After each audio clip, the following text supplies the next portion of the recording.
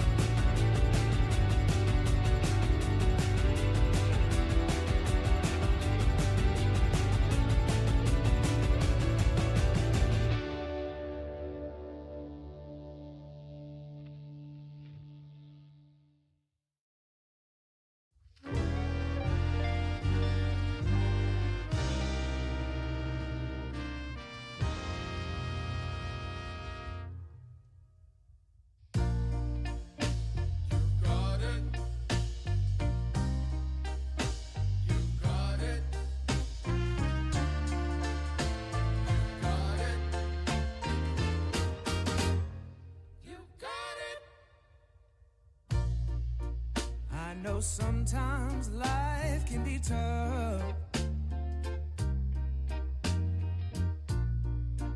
and you feel like you just had enough.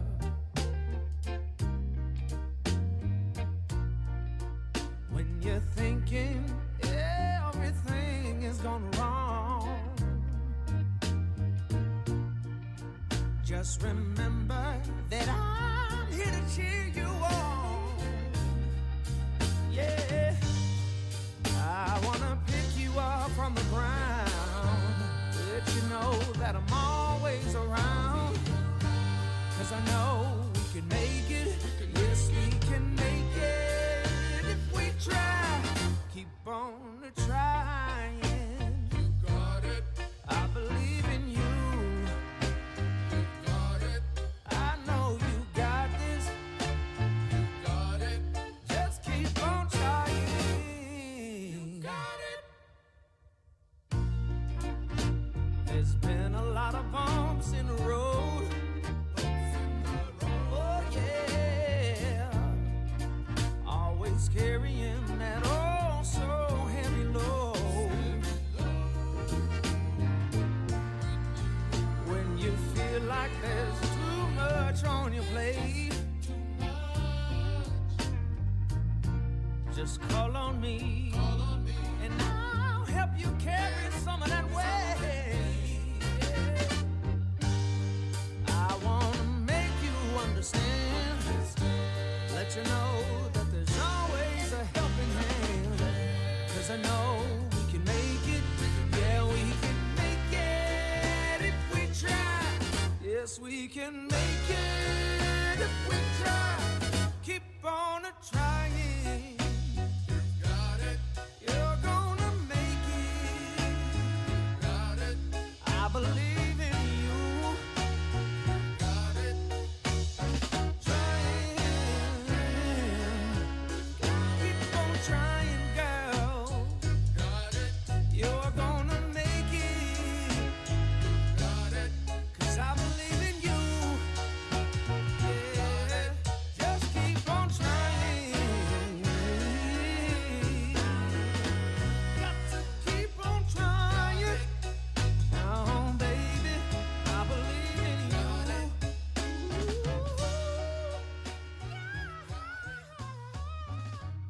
Just keep on trying.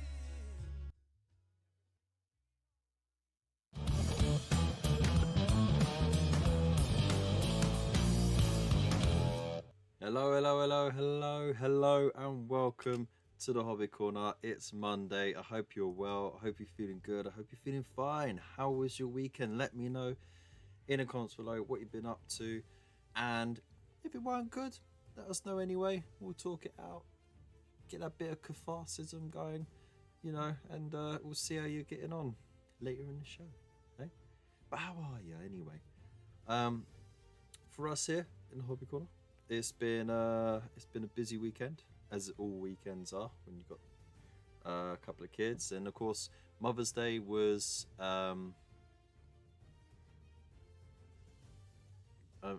finished for professional. What do you mean? I have no idea what you mean. Anyways, so yeah, I hope you're all good. You threw me off now, you little git.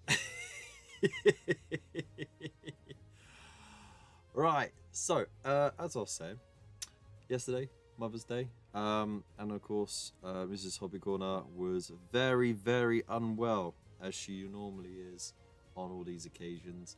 Some bad takeaway the night before got her, so yeah, that was a thing for the entire day. But it's all right. We still tried to make it a nice day for her. You know, make sure she relaxed and rested.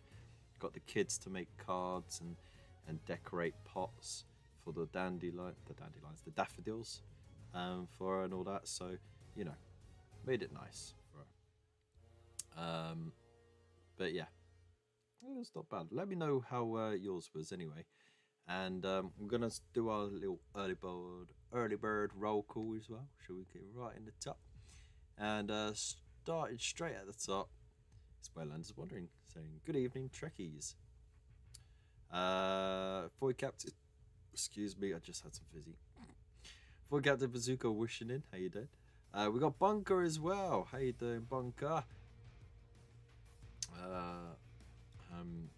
Illuminati. Awesome. Oh, it's just you three here in the chat. And then we've got Stream Elements popping as well. So if you are lurking, that's fine. That's okay. Don't be shy though. You can say hello. We are streaming live on both Twitch and YouTube at the moment. So I can see all of the chats popping up. Though if one of you absolute babes of the mods could just have one of you hop over to YouTube to help me out, that'd be awesome. I love you. Thank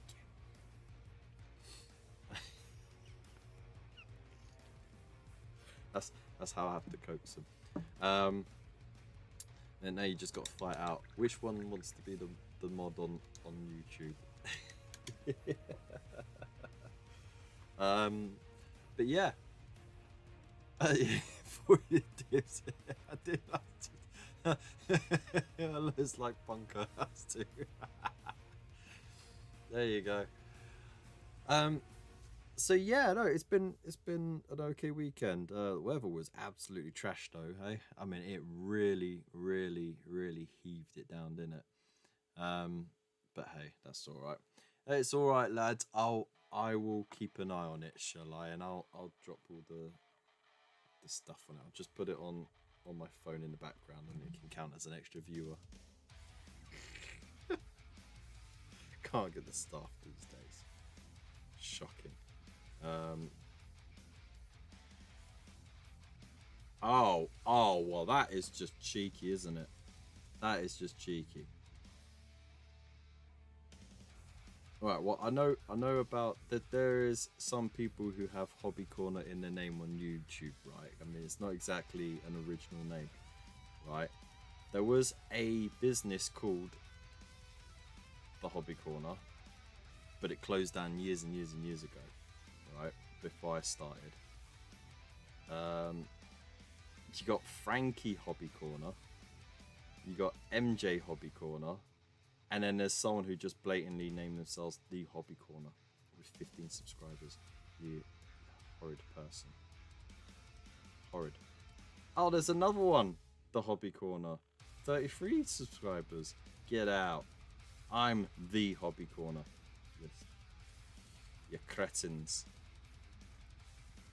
Cretin. Oh, no. That's a live stream from 2 years ago.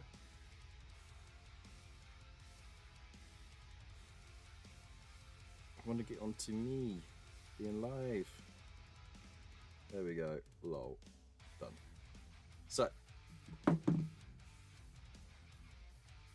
now I could do all the passwords and stuff.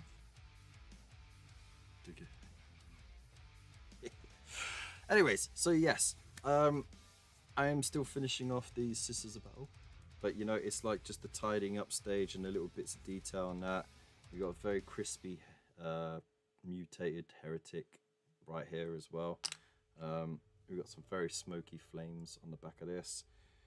So I'm just doing the wraps on the hilts of the weapons, and then I've got, where did I put them? Got 4 heads to quickly paint up, stick them on, and then they can go to the side, so I can then get the Seraphim done. And hopefully I'll get them done a lot quicker, because now I know exactly what I'm doing, and I've got my color scheme all on here, so there's no messing about. I've got all the colors I need already mixed and ready to go. They just need a little rehydration. So I'm getting there. I'm getting there, people. Anyways, when you realize you're not unique. I know, right? No worries, Mugwump. It's good to see you in the chat. I hope you're well. I hope you've been keeping yourself busy. What is that? Oh, that's my charger. Okay. There we go. I'm untangling the cables under the table as I talk. So yeah, we're going to be doing a little bit of this. We also got our segment Memes of the Week, where we'll be going over the hobby related memes. There's a couple of good ones in there, and then we are also going to be having a look at what's going on at ChillCon this Sunday, which is of course in Derby, so that's going to be cool. It's going to be awesome. I'm going to be there. Going to be giving Bunker a lift as well, because he's basically on the way, so it's lucky for him. Hope you left your G3 miners out for the event. I ain't leaving no one for nothing. Also, I don't have a G3 miner. I have a miner that can mine G3, but I don't trust leaving it out. What I do is I try and find a node that is around my cargo hold safety protected limit, and I mine that, and then I don't have to worry about leaving it there and it getting destroyed and someone taking all the excess, because I have no excess. So cheeky, I know. But anyways, so yeah, we'll be having a look at what's going on at the event as well, and chill the hell out of it. Of course, there's no swag bags left. They are all gone. They always sell out super quick. And you know, the swag bags can be quite good actually. I think they are quite good value for money on the whole. There are always going to be a couple of bits in there that you're like, but I mean, it's like a lucky dip essentially. You don't know what you're going to get, but you always end up with some fantastic stuff as well. So yeah, it's a shame I couldn't get myself one, but it's all right. It's all right. So yeah, we'll be doing that. We'll be talking about that. Now I need to refocus, because I'm getting distracted very easily. It's been a crazy day today. It does not feel like it's only just turned 8:42. It's 8:42 now. It feels like it should be a lot later, because that's how much stuff I've done today. You ever get that feeling when you've done so much in a day, you're just like, oh man, I really, really, really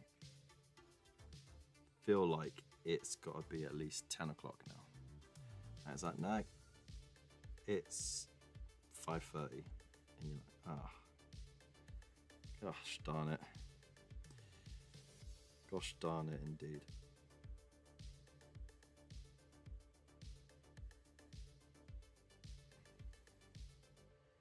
So here we go. I'm just doing, like I said, I'm just doing the grip wraps. I don't know how you would, what you would call it, but essentially that grip bit that's on the hilt.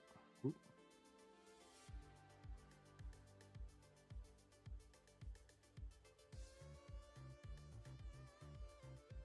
There we go. That one was done. And it's just this one. It's just a little highlight.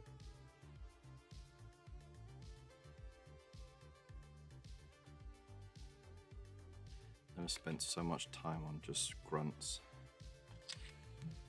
There we go. Shocking. You slept the past couple of days away. Really? You're not feeling well then, or are you just having a bit of a downer?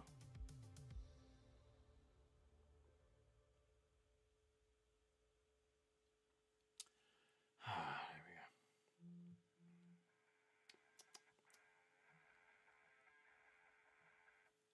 we go. Ooh.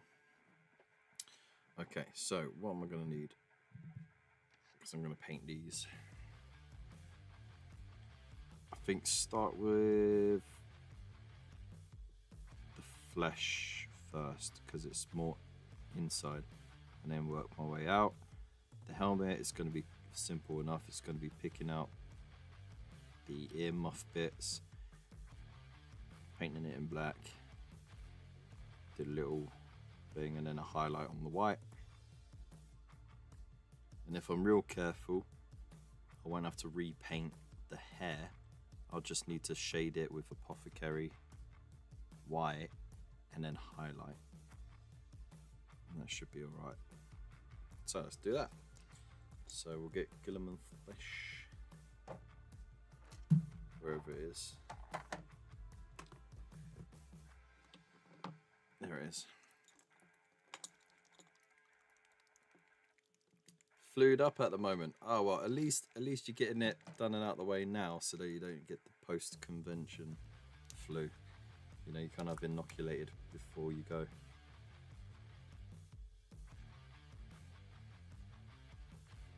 Get it out of the way.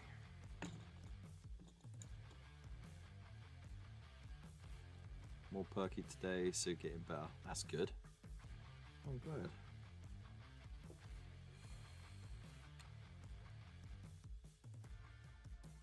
So will that mean you'll be back to streaming tomorrow then?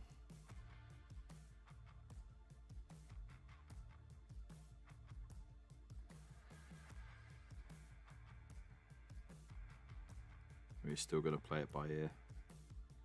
See how you're feeling.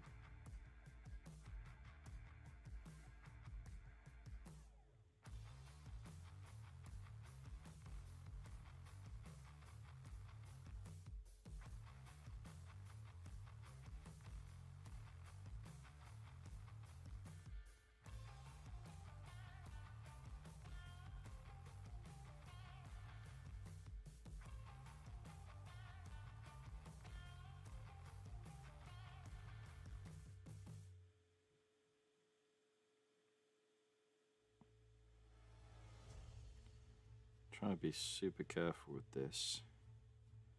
I don't want to overdo it, you know.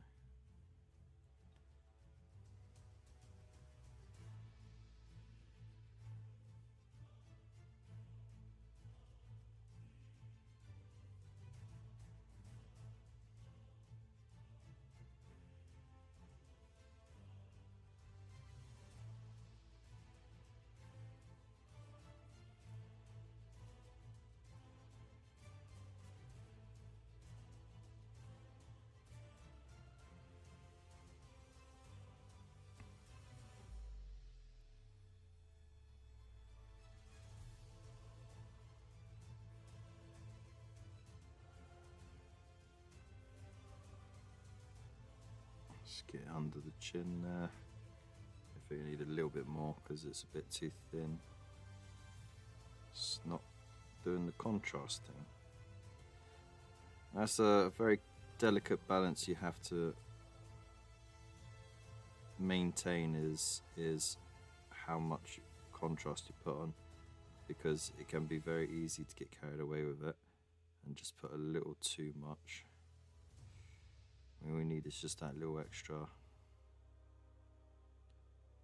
And also, if you put it thin enough the first time, you can actually reapply and get a richer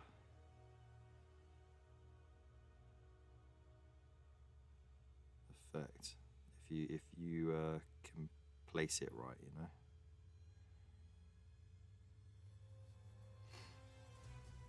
There we go. Bit my bloody sea, mate. Do a gaming stream, Mrs. B would love that. I bet. Or she gets to join in then. I don't think I've seen you do a gaming stream before.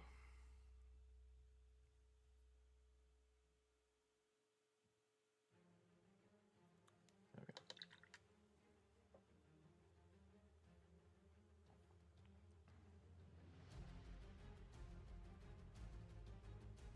Oh really?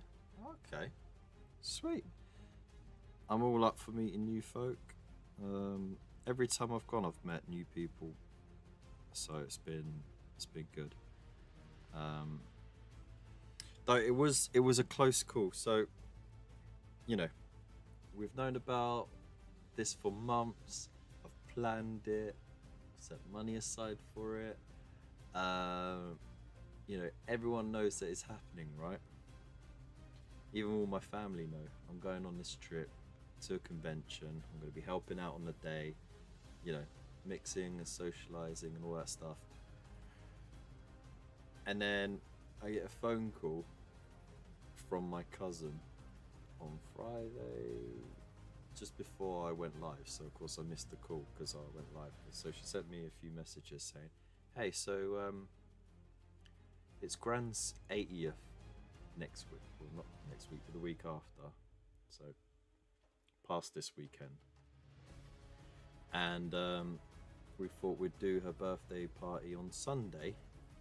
We're going to try and get all the family over, do, you know, big old buffet of food and stuff like that, and, or maybe get a big takeaway, whatever. And then I was like, oh, that sounds great, but I can't. I've already planned everything for this trip. But what I'm gonna do anyway, because it turned out that half the family can't do it anyway. So the family that can do it are gonna do it, and the family that can't make it on the day, they're gonna go when they can. So we're gonna pop down on Saturday, make a big fuss for my gran and that. But 80, that's a good blibbity. Blibbity? It's a good bloody age, ain't it? So yeah, I won't actually miss her actual birthday because, like I said, it's past the weekend. It's during the week. But yeah, I just had a bit of a moment where, sugar, shall I? What do I do? I'm in a moral quandary, you know? Because one, I'm not technically missing a birthday. I'm just missing the celebration with all the other family. On the other hand, I have some people who are going to be relying on me on the day to help them out. So, but yeah. Luckily, my gran, she already knew that I was going on my trip anyway. So she was like, "No, if you don't go, I'll be bloody pissed off." So I was like, "All right." I'm not gonna argue with my gran, you know. But yeah, have you lot had any, like, you know, like sort of morally challenging sort of moments like that recently, where you've like you think you're doing the right thing, but it's a thin line either side. Who do you help? Who do you disappoint? And either way, you kind of lose, don't you?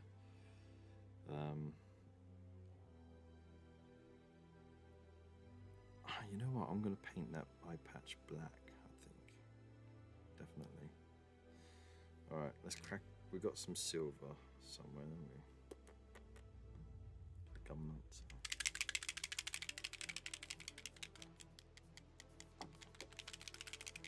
Shaky shake.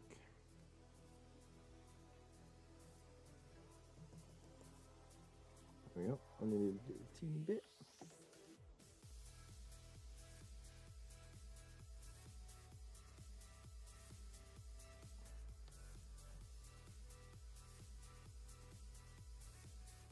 For this eye lens, this augmented eye. My apologies.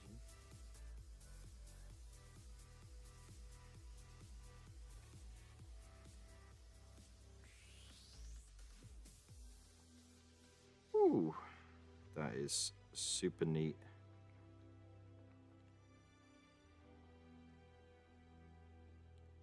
I'm going to paint the wire in silver because I'll do something strange with it.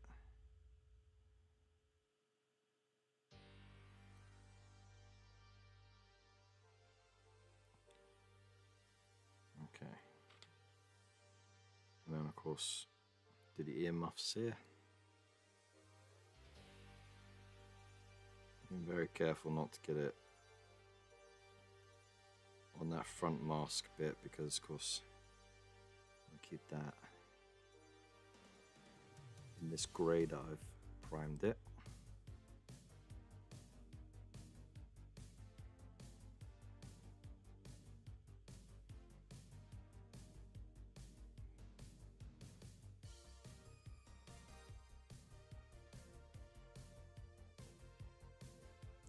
I'm judging by the silence that you lot have chosen not to open up and be honest about it.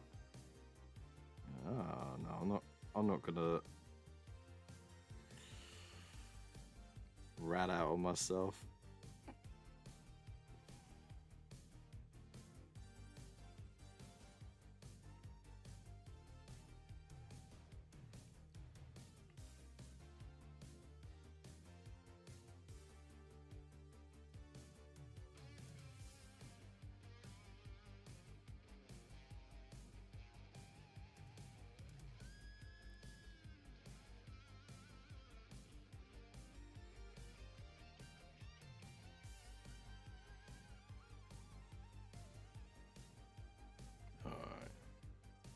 That'll do. So in about half hour we'll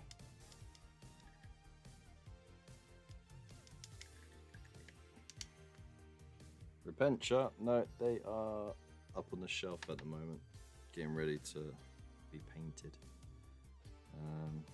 These are still regular Sisters of Battle.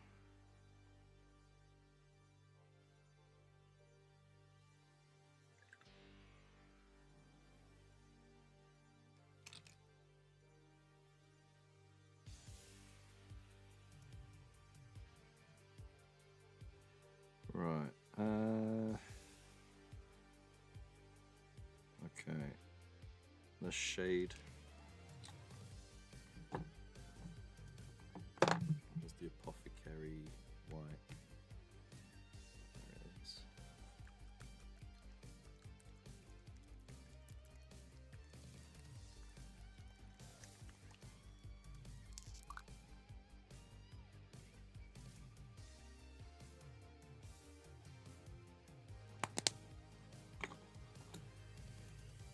Doo-doo-doo-doo. Okay.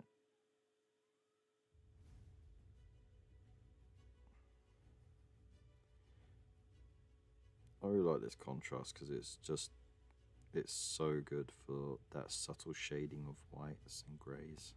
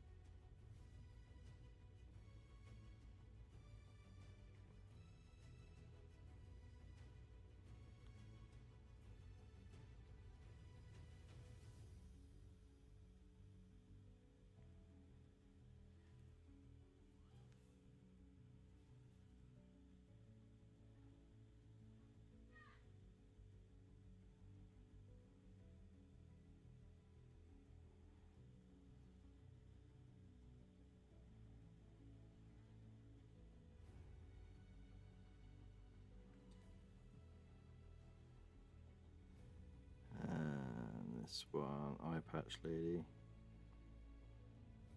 I'm pretty sure there's a lot of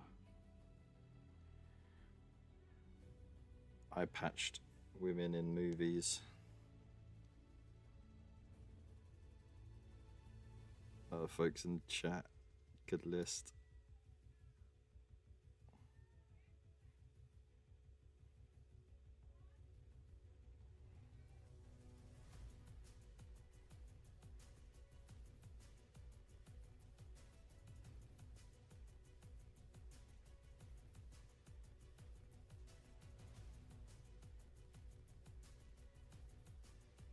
And the reason why these four are not glued on is because I got halfway through putting these together and I was like, you know what, it'd be so much easier to paint the head separately. I say halfway through, I only got, oh no, I did get halfway through, and then I stuck helmets on the other three. I was like, yeah, that'll do.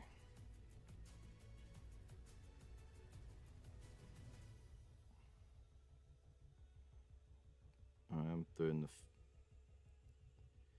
the front of the helmet because get that little bit of shading going on there, especially in the eye lenses, because when I put the contrast on there, it'll help emphasize the brightness in the middle. So let that dry, and while that's drying, I can then start doing the skin tones.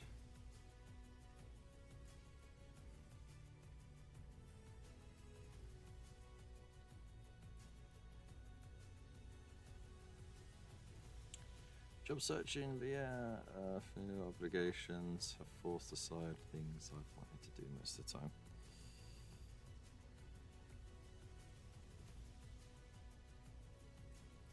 It's exhausting being selfless, you know?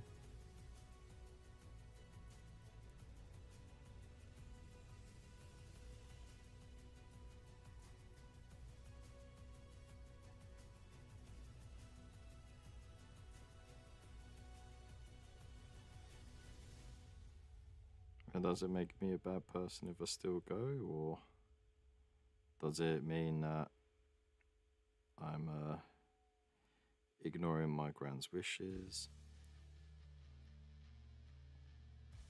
Would she be happier if I turn up on the day? Or would she be just as happy if I turn up on another day? As long as I'm there to spend the time with her.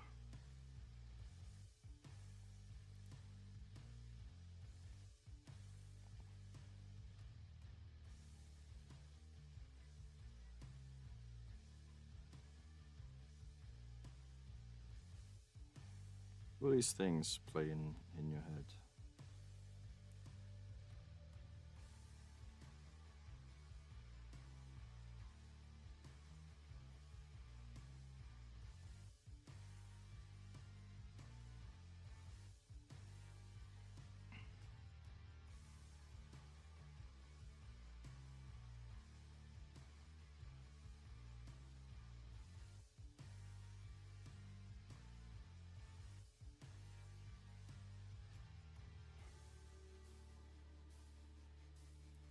So I've decided that I will go, but I'm actually gonna enter the painting competition.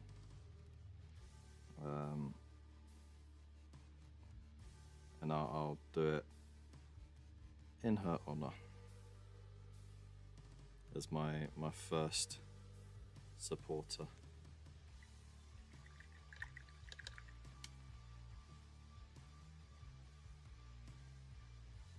A little bit of this, just forward down a bit, front undertone, yep.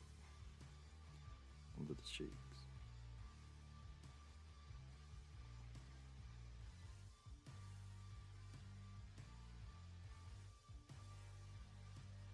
No, it's not dark enough. Whoop.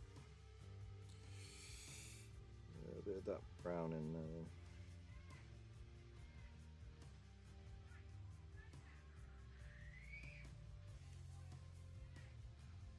Sometimes you take care of yourself. You don't have to feel bad. You don't notice you had plans after all.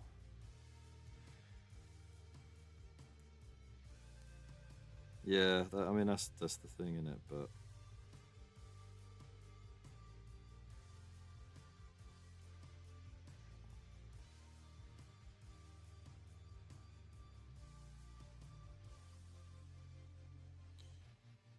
oh no, it's still not quite the shade I need.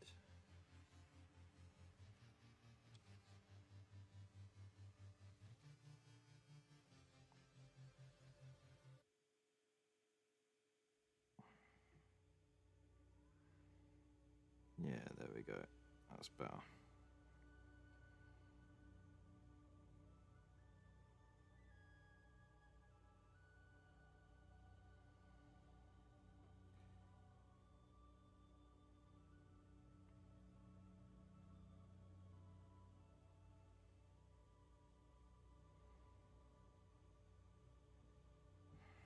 Cool.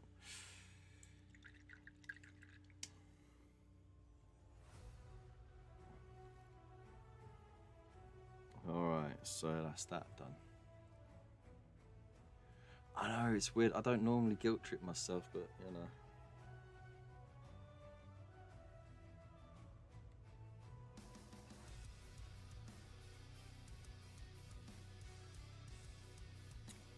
It's alright, man.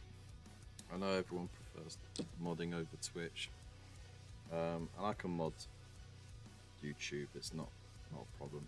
And there's only 2 people watching at the moment on YouTube, so you know it's not a tough tall order. Right, so now that that's done, I can get to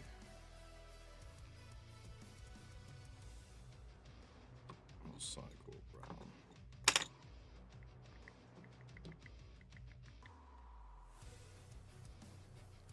Black Legion. I gotta remember this has already been thinned down, so I don't need to thin it down more.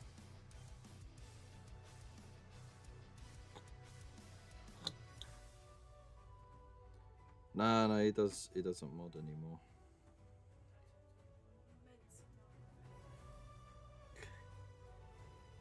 Oh, you brought me tea. Thank you. Where's the other half though? Thank you, I appreciate it. Just give me the right stink eye right now. Just for context, whenever she makes cups of tea, because she's worried she's going to spill it, and she basically fills it halfway. So. Shut up, at least you got one. Thank you. At least you got one. And that's the first one in weeks. I appreciate it. Exactly, at least you got one. Yeah. Oh, yeah, I was enjoying a nice Dr. Pepper. Yeah, and yes, it is in my blue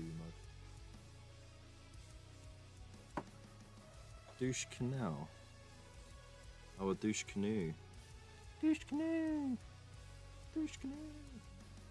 Oh, have to do a parody of. Careful, there's a door there.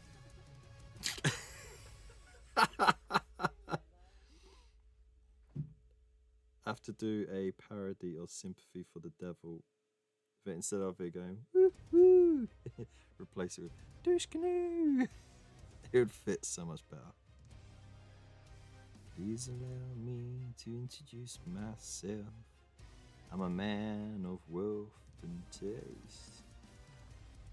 I've been around for long, long years. Laid many man's soul to waste.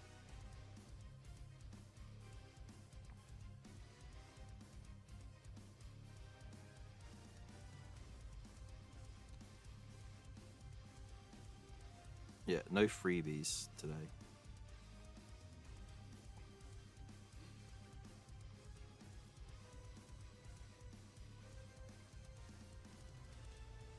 If you want this monkey to dance, you're gonna have to pay the price.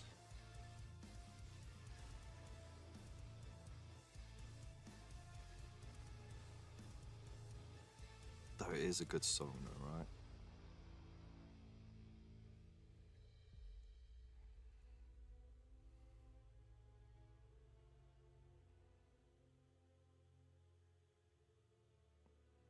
pleased to meet you.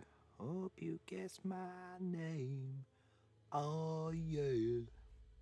'Cause what's puzzling you is the nature of my game.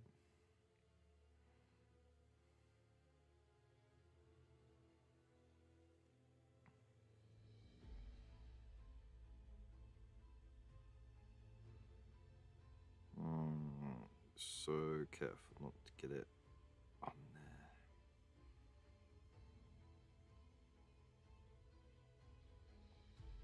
It's where practiced brush control comes in.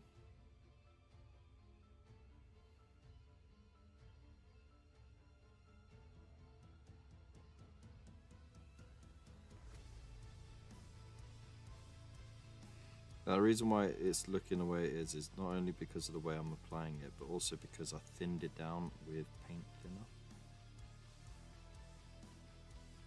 thinner. And it slightly changes the properties of the contrast paint, so it becomes a bit more tacky. It's less flowy. But once you get a second layer on there, also it is quite thin as well, so the pigment's been spread out. But once the second layer's on there, it's not too bad.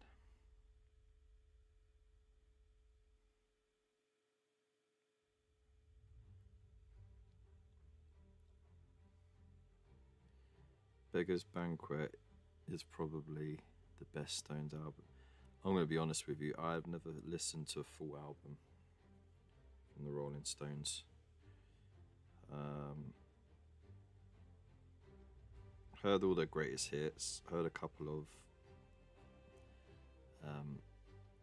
other songs that didn't make the greatest hits list, but haven't listened to full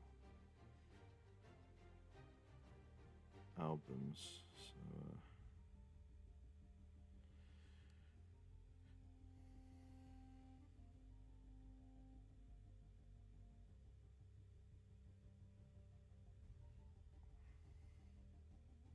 but saying that, I'm sure there's plenty of great bands that I've listened to whole albums of, and you've probably only heard one or two songs from. It's one of those things, isn't it? Alright, let's get this strap.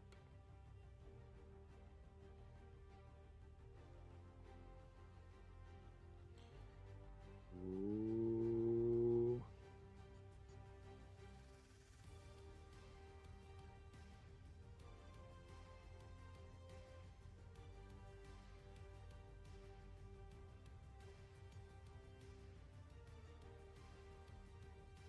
It's the eye patch. And the strap goes down the side of the cheek. Oh, yeah.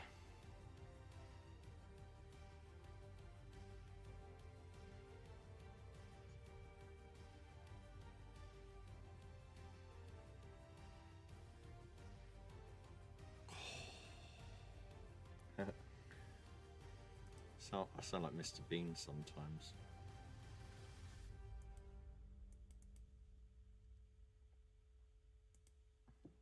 Let's move that over there.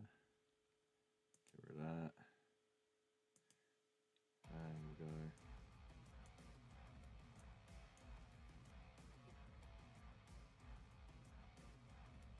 go. Bye.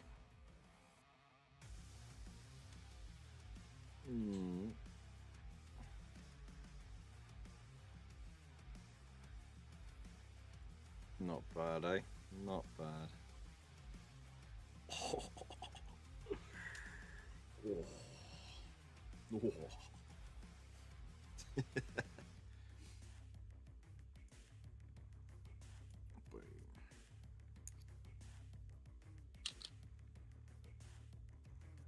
Right, so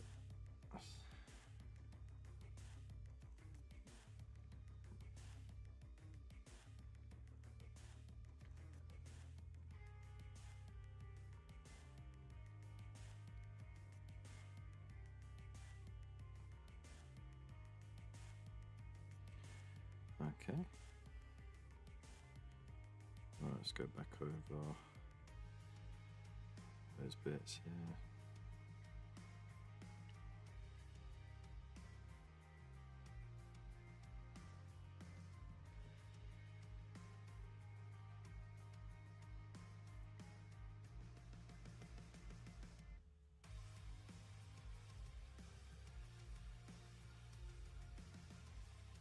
Oh, by the way, Void, I'm still waiting for my my challenge for the copyright claim for the One Foot in the Grave theme tune. I'm still waiting for that to be replied to. It's been 2 weeks.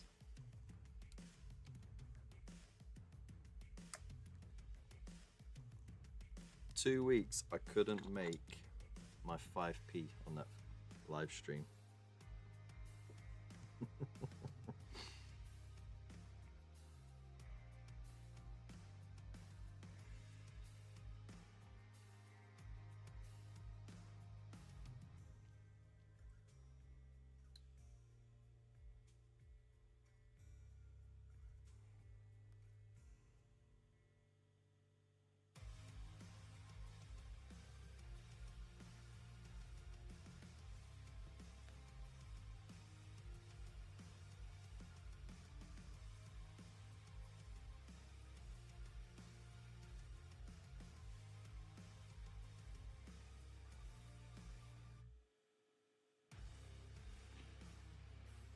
By the way, on Wednesday, I'm thinking of doing a live watch through of Space King from Flash Gits. I've seen clips of it. I haven't got round to watching it yet. But knowing Flash Gits, it's got to be a laugh.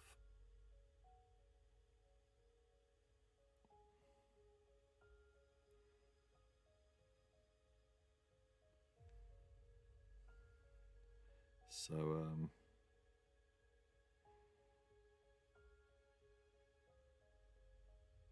what I'm gonna do though is I'm gonna try and find a way of contacting them just to get an okay from them, so I can do a live review of it and then a live reaction. Sorry.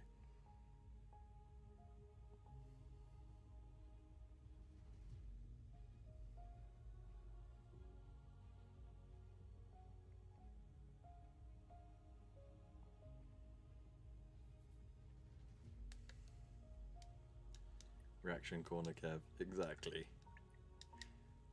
Happy anniversary. Is it? I assume they're going to get all of the tropes of 40k and just crank it up to 11 and just go absolutely silly goose with it.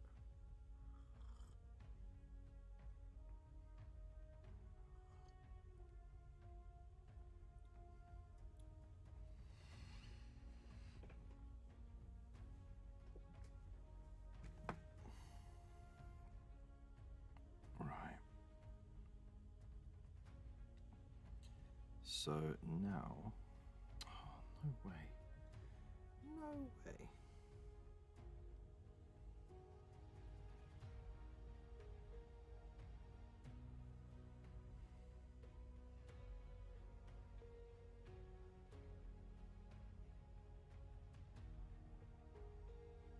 Can't believe there was a little patch of skin that was missed.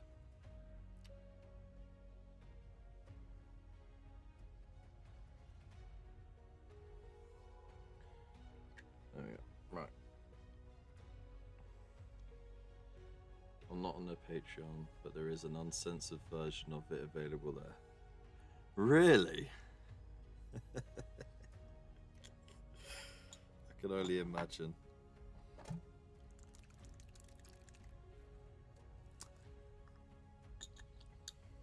Right, this is what I had planned for the cable. I'm going to try and do ever so teeny tiny hazard stripes.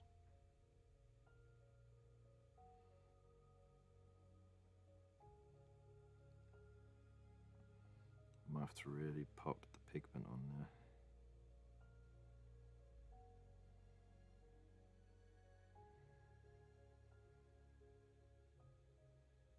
Hazard stripes on the cable. Yeah. For your laser eye. Sweet. Ugh.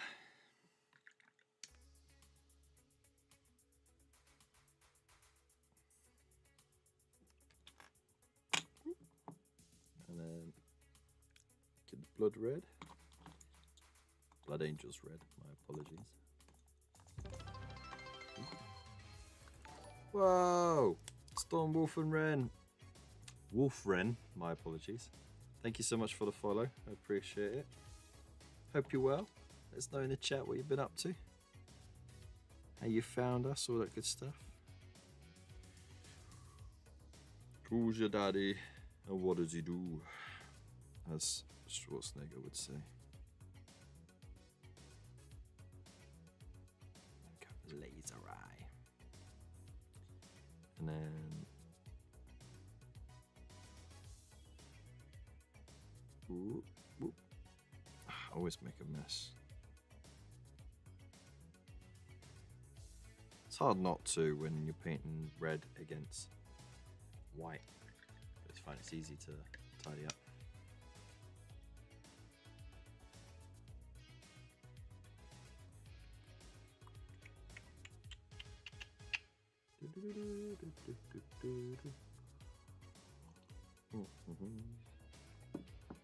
Right, so once that dries, I can then neaten out.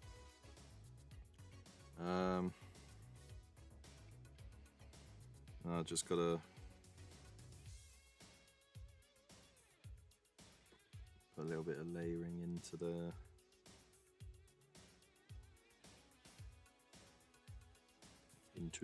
hair. It's a little highlight, that's all.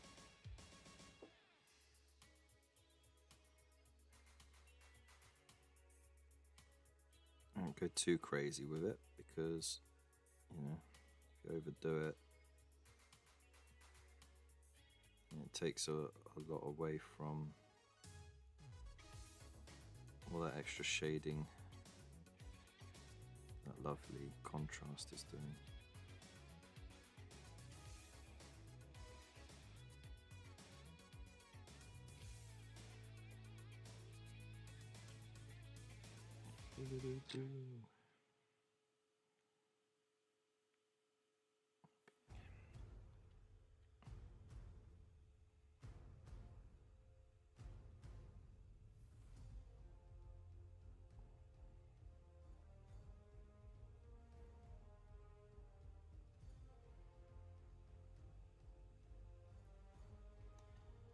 All right.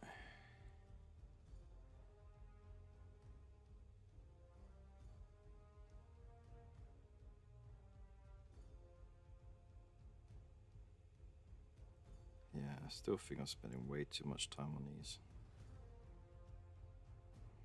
But it cannot be helped.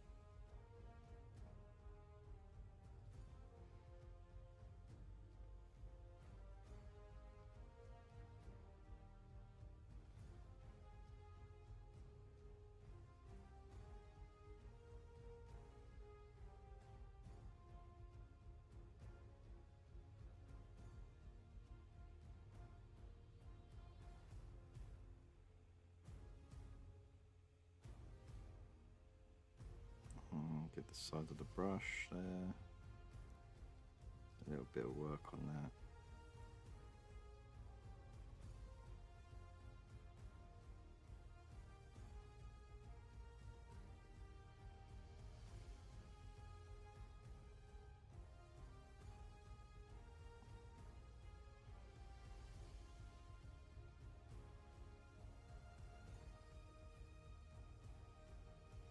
Ooh.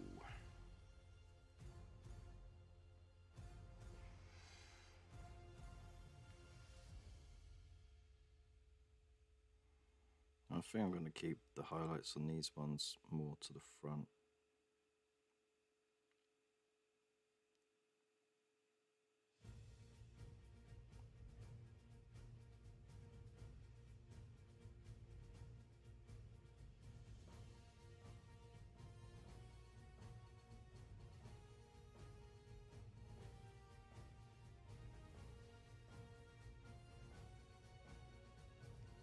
Now, if I remember rightly, the reason why they all have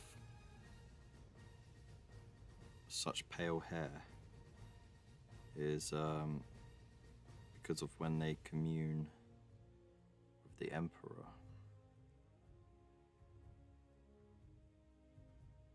Is that right?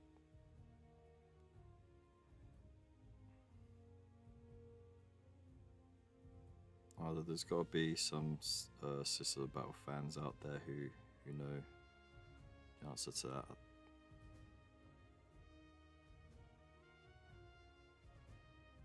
Like when they're initiated, they have like a little holy communion with the Emperor, and then Bosh, they go platinum blonde.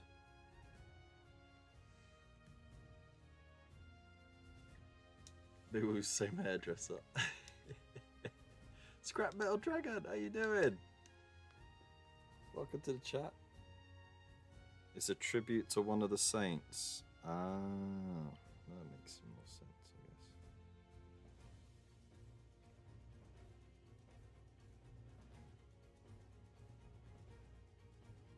Right, one of the saints or the saint?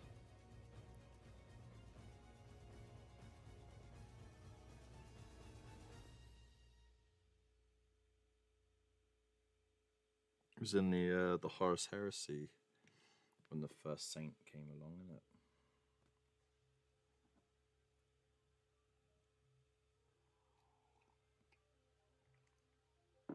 The Debbie Harry fans.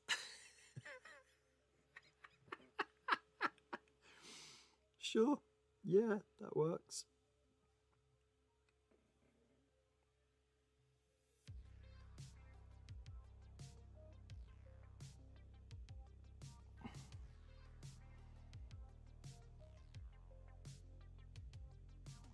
No, I'm still off center. What?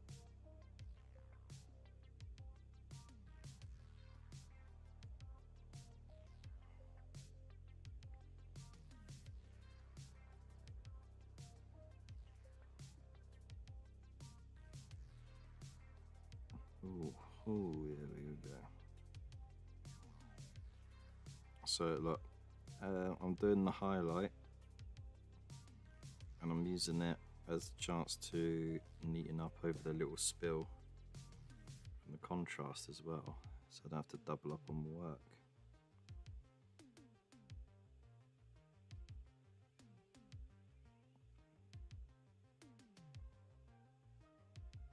Just gotta get that pigment to sit where you want it to sit.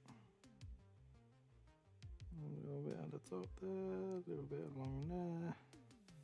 Won't do the bottom, there's no need. And that's the faces done. Whee. And now for super cool, awesome action, super zoom.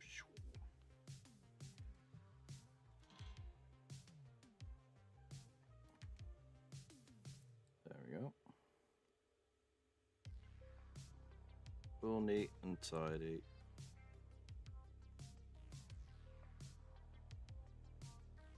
It will do, eh? That light is too much light. Move back. There we go.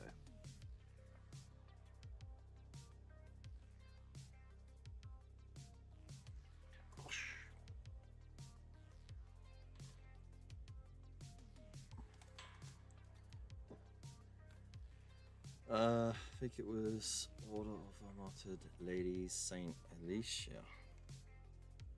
Might be wrong. You double checked. Alicia Dominica went whitehead after meeting the Emperor and then killed Cog Fender.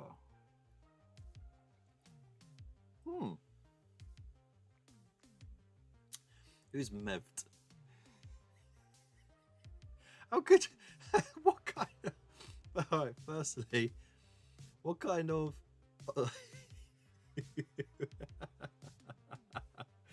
That's one heck of a misspell. And secondly, thank you, Scrap Metal Jack. Age of Apostasy stuff. Oh, so it wasn't even heresy. Okay. But the first saint did appear in the heresy, I know that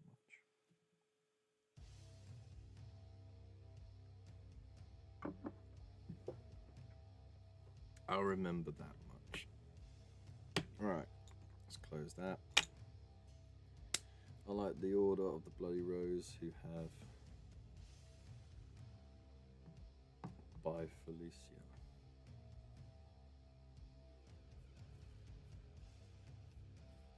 What now?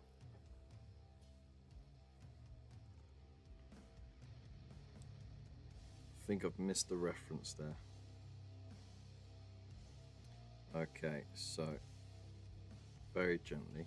I'm not gonna use my hands to take them off. I'm actually gonna clip them off because I know if I use my fingers to pop them off, then what's gonna happen is I'm going to chip the paint. Oh, chip the paint. Like, they come off easy enough.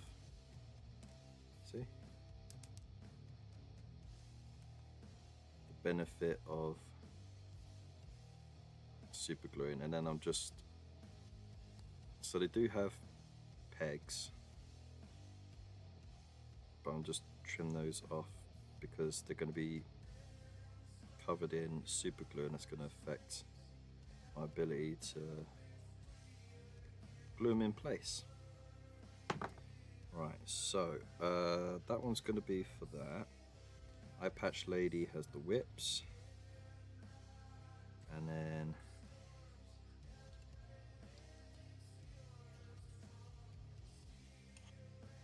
we'll let Shorthead Girl have the Storm Bolter, and then the helmeted one can be the one with the banner. Just because you got to make sure you cover your head so you don't get your head blown off while you're holding the banner up. Ivan Dawes, how you doing? Welcome to the chat. I hope you're well. Let us know what you're up to.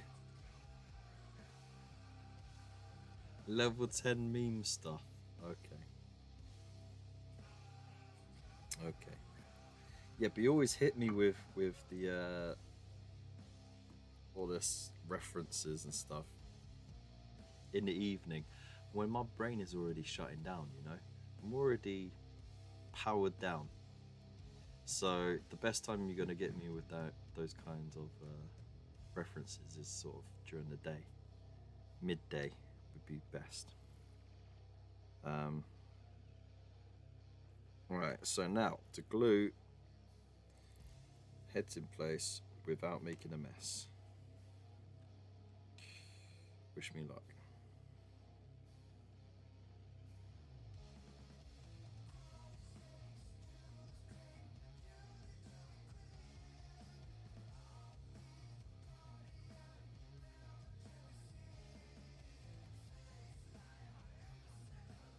I want to squeeze it because I'm worried I'm going to get too much out.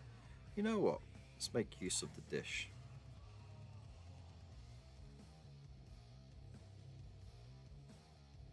Ah, it's blocked. Come on.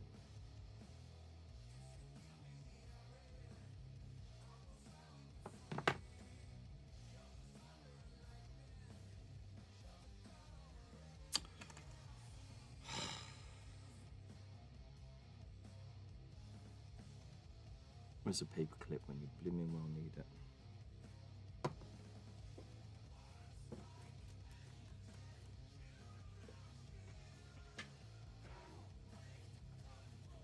Oh, well, I'll get one.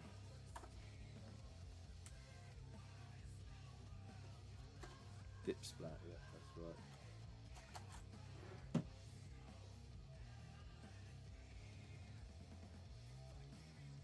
It's got prolonged curing time, so it should be fine.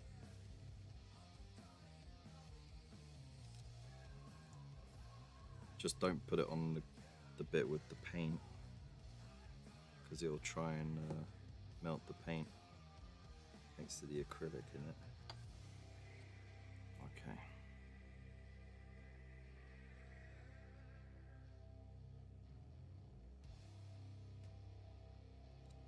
Bosh. Done. Okay. Work smarter, not harder, as they say. You know what I mean?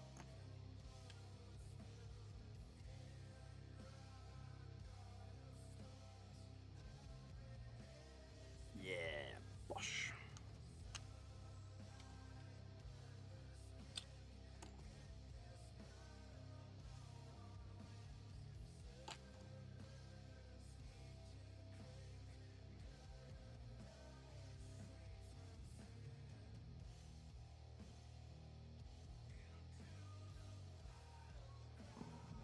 Fits.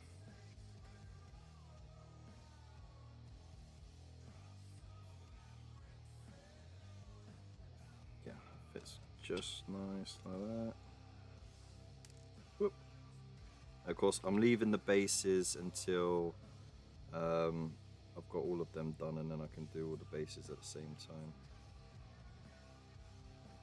Oh, that's not enough.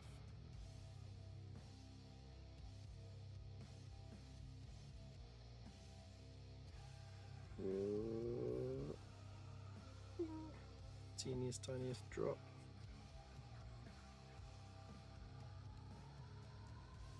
Yeah.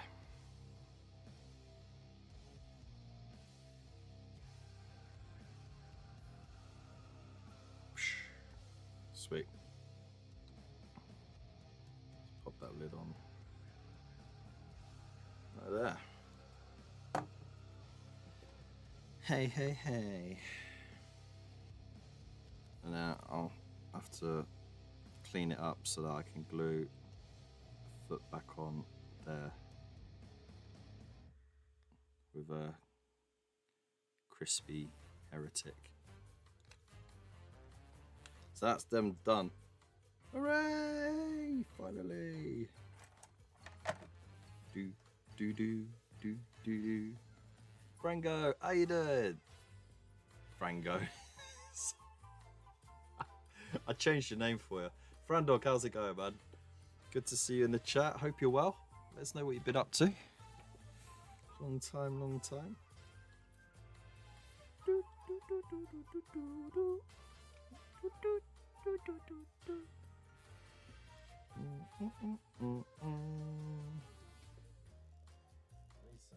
these on just so I can have them safely put to the side.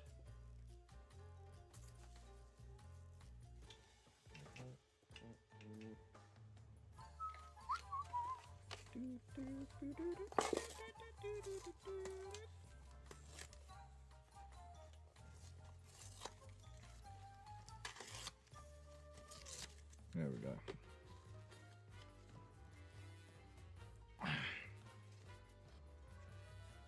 Recycling.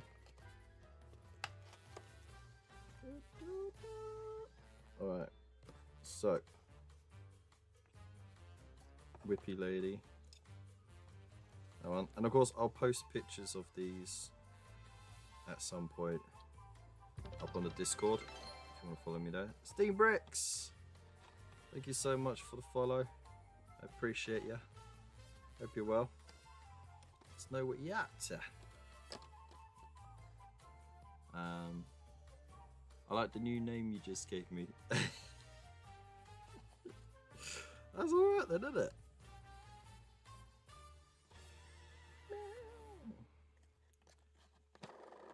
Just so you can have a quick cursory look at them in a bit more detail.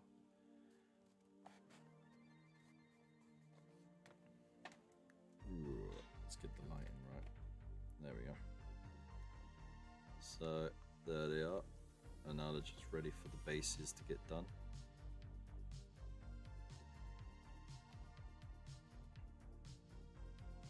Not half bad, eh? Not half bad. Shall I list them as pro painted? The eyes are not wonky enough, are they? Gotta have full on cross-eyed and like then I can list them as pro painted. I love when some shit tries to actually you. Sorry, you're humorless.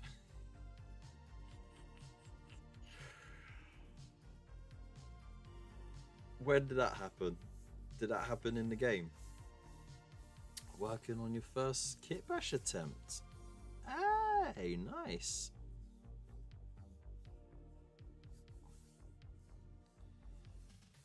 Gassy, cuddly toy, propane Ted.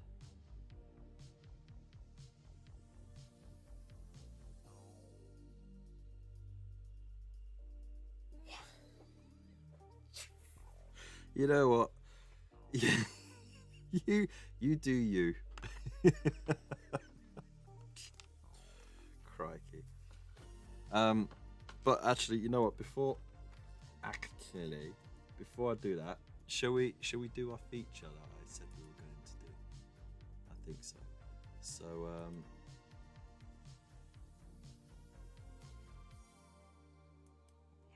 get rid of that. Get rid of that. We'll pop up the Discord, and we're gonna have a look at our hobby-related memes that have been posted on the Discord over the last week. Maybe we'll have a little chuckle. Who knows?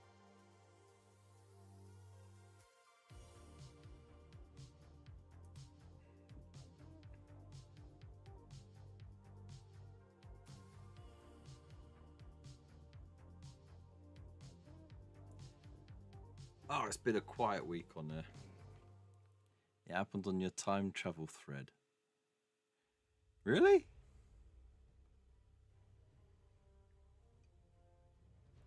Oh, who could have that been?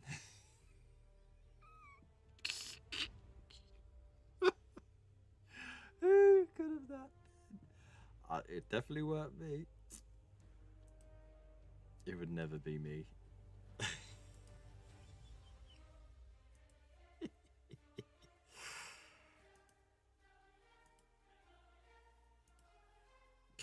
Anyways.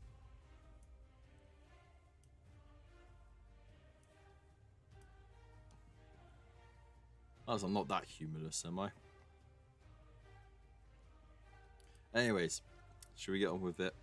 Here is memes of the week. Memes of the week, memes of the week, memes of the week. Ah, fuck. There we go. So, yeah, let's have a look at some hobby-related memes. We might even have a look at some regular memes as well. But starting us off, we've got this fun one right here.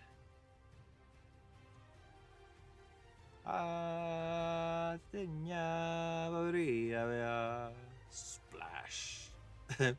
Blood for the blood god. That's brutal. Look what they've done to the Ryan. Oh, damn. Nurgle Matthew, how you doing? Welcome to the chat. That's brutal. Next up, this one I posted. It's like, we dig in trenches instead of hunting loyalists.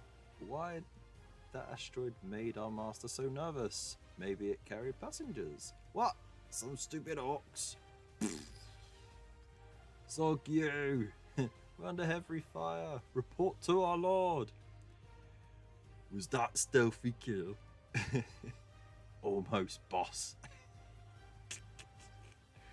Move faster, boys. Do not give them time to make the warp. Oh, and drag some foul spiky thing out of it. We are the Emperor's greenest. We cannot fail. Ah. I love the fact that these orcs believe that they are essentially guard. Imperial Orcs. I love it. The Emperor's Greenest. I know he's wearing a commissar suit as well. Love it. Gotta love orcs and their imagination. I need the saddest story, the saddest scene that you have. All we have left between us is that we will die together. I am Rylanor of the Emperor's Children, ancient of rights, venerable of the Palatine host, and proud servant of the Emperor of mankind. Beloved by all, I reject you now and always. That's too sad. That is a very sad scene, actually, in that story. And what was it? Him and I can't remember if it was a Death Guard or someone else who was heavily injured. They sort of just stood together, and he was like, "Okay, we're gonna go down on my terms." And then he overcharged his reactor, blew himself up just before the orbital bombardment could happen, because what was it? The virus bombing had already started, so everything on the surface was just being eaten alive by this life eater virus. It was brutal. Yeah, someone built an entire Orc Guard regiment. I think that's got to have been in a White Dwarf years ago. I think. I wouldn't put it past them. You used to be able to get orcs with. There used to be an orc commissar. I remember that much, and I don't know if someone had kit bashed it or if it was a legit miniature. But it was definitely like in like the 90s style of orcs as well. Or more recently, possibly, there's been a lot of cool stuff going on. It's hard to keep up these days, isn't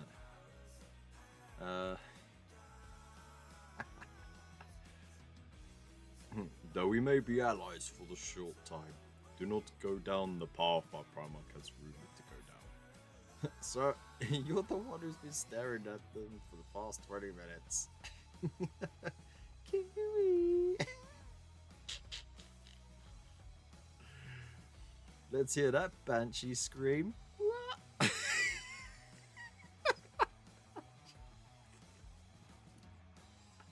Moving on. Before the Urosinos come along and declare me a heretic and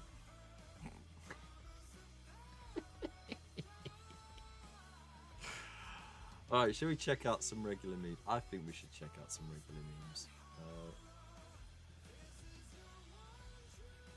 Let's see how crazy this world has gone.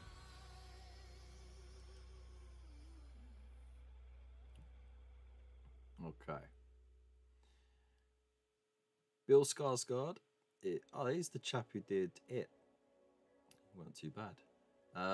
Is Matthew Lillard as Jared Leto's the Joker in The Crow. I mean, it's alright. It's alright. It's alright. Stop blaming yourself or others on feng shui and blame the furniture. Yeah, that way you don't have to blame anyone else. It was the couch's fault. It's facing 10 degrees in the wrong direction. Do not let anyone tell you what you can't do. That's a job for your insecurities. I feel like this one is more targeted at me. So thank you for that one. Definitely a peak UK moment when Victorian streets are being unveiled by massive potholes. The size of that pothole. That's ridiculous.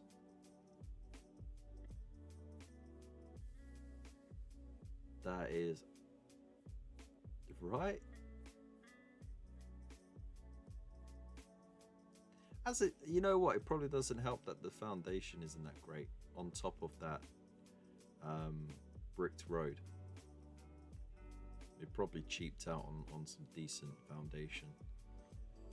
You're supposed to have like sand and grit pounded in, and then you can put first layer of tarmac and then your second layer of tarmac. Damn. Oh, you found the article. Sweet. If you DM it to one of the mods in the chat, then they can post it. We can have a look-see. When you're the only one who can hold their booze. Oh my god, that's rancid. That's some proper Warhammer shit as well, though.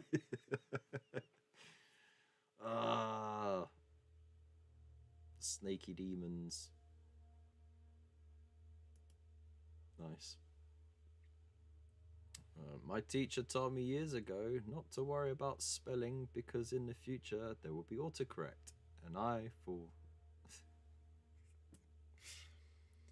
and for that I am eternally grateful.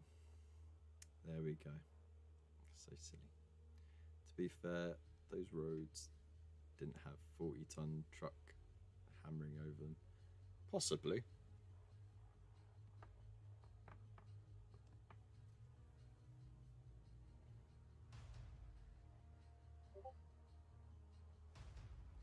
Bought a chicken to make sandwiches. It doesn't. It shits on the floor.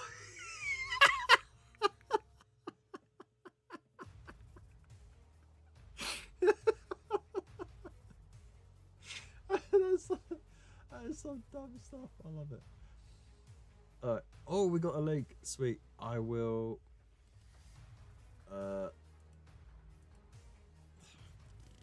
It's gonna open up that horrible blimmin'. Hang on, look. Let me just copy. Paste it up there. Paste. Oh no, whoops. Lol, that didn't work. Okay, we'll sort it out in a sec.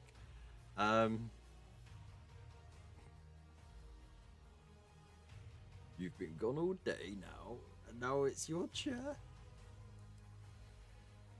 Dogs, they can be quite fun. Show me one single 40-ton Victoria. Alright, look. Right. I'm going to say it this much, right? When did the Victorian era end?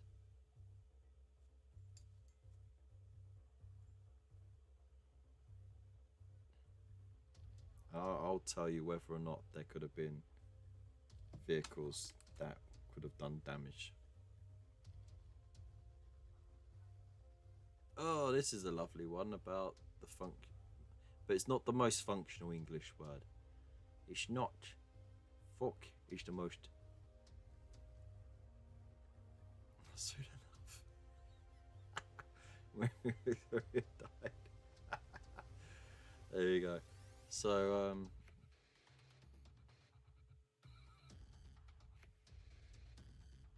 right. So when were those Victorian roads first tarmacked over?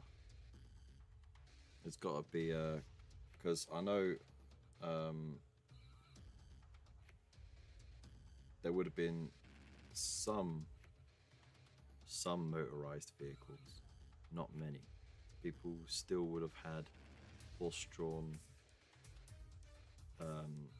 vehicles around that time. There's a bit of an overlap.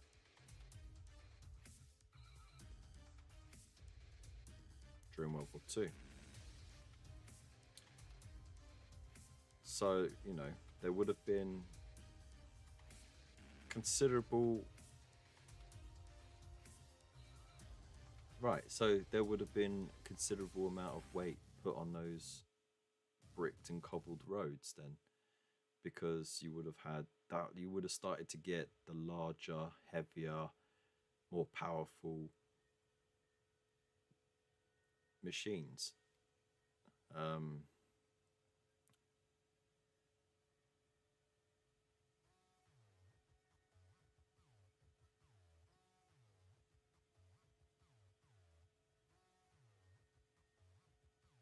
They definitely would have taken freight around as well.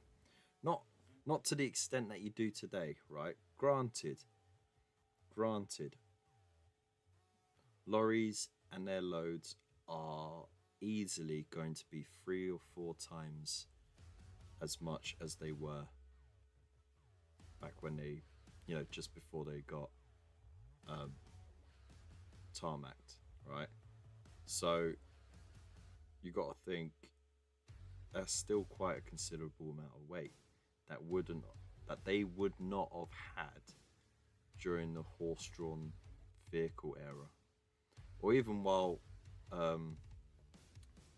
motorized vehicles first started out, because they were basically a carriage with a motor in it. Essentially, they weren't that heavy at all. So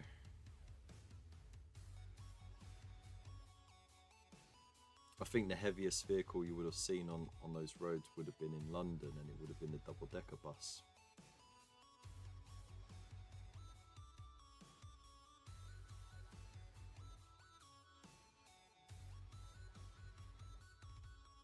At first they tried concrete. You can still see concrete roads here and there. But I think that's down to whoever was contracted to do the roads. Because there'll be areas that still have concrete road with no tarmac on it whatsoever. Just because it does fine. It's not cracked, it's not split, it's taken the beating over the years.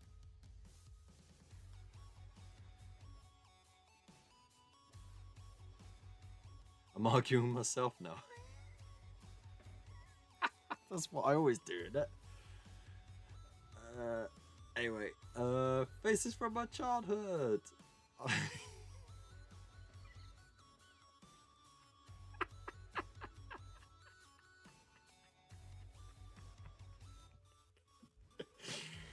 Oh boy. New equipment given to border forces is working quite. Oh my god. That's terrible. It's fucking terrible.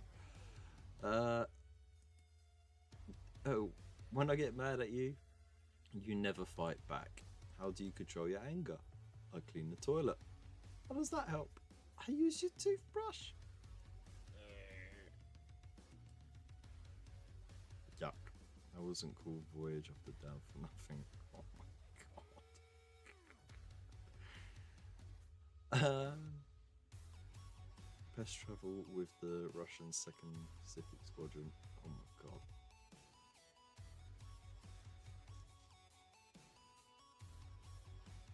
How dare they besmirch Roland Rat like that?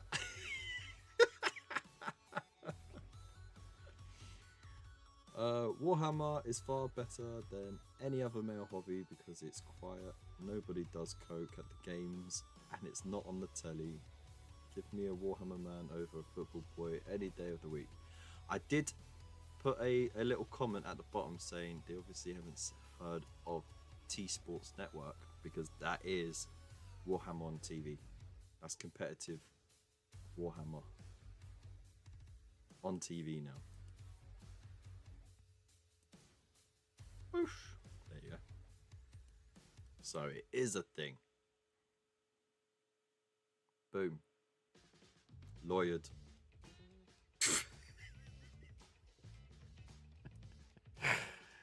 Alright, shall we? Black Sword! Yeah, I'm good. How are you doing? How's your custom chapter coming along? Alright. Cut. Get rid of that.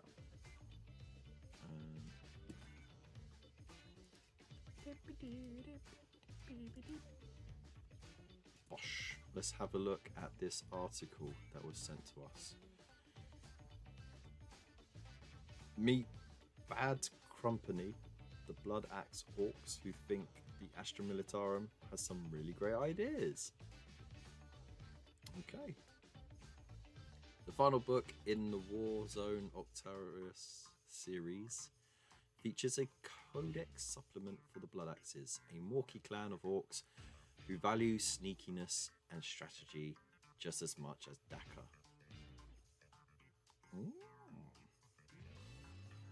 Wade Price, who you'll know from Warhammer Plus series Loremasters, has spent several months building his own force of Blood Axes, and we asked him to show us how the new supplement and Looted Wagon rules shaped his bad company. Oh look! He's telling them what to do. Look, they're in overalls and everything. He's got little caps. He's I love the fact that he's got his little hat on there as well. That's so cool.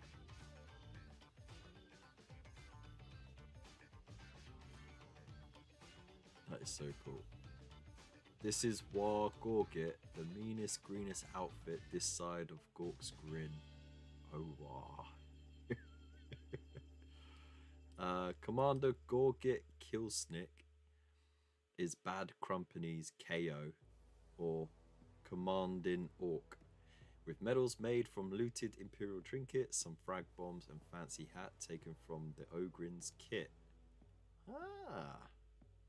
Gorget is accompanied by his Grot Adjutant. Adjutant?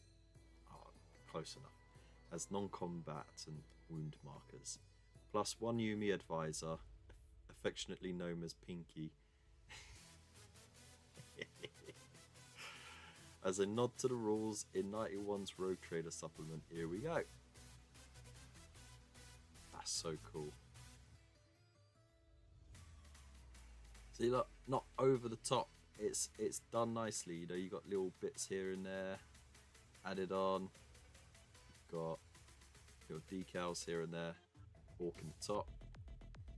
Job done, isn't it? Ooh.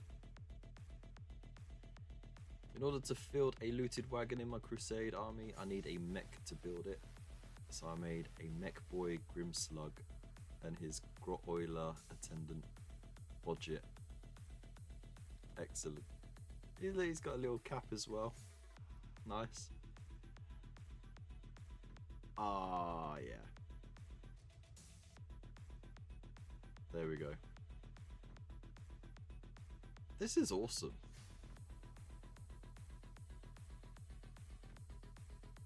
Hey, let's got to put some love into this, right? Dinner effects. Just finished a long weekend here in Australia. I had Friday and Monday off. Now back at work. No more work done on my Black Sword Space Marines except for. That's alright, man.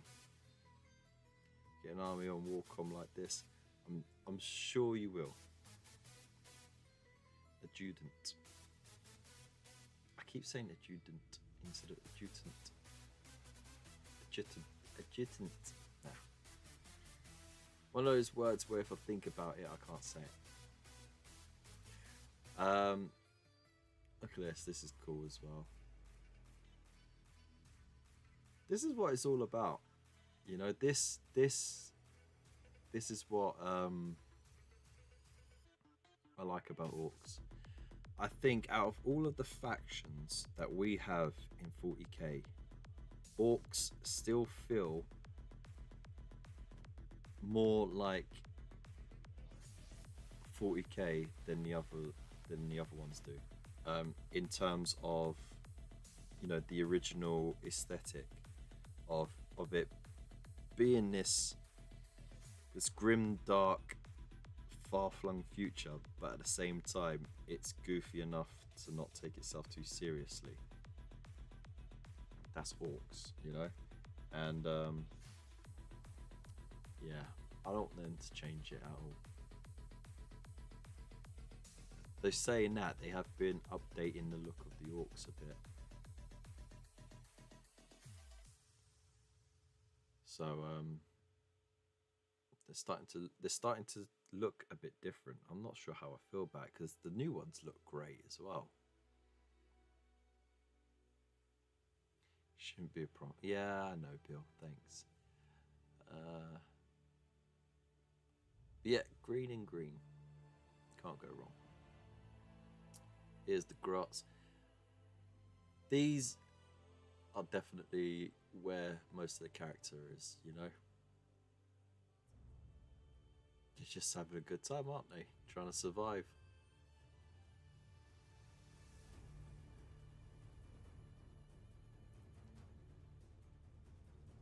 And then, of course, got some big guns.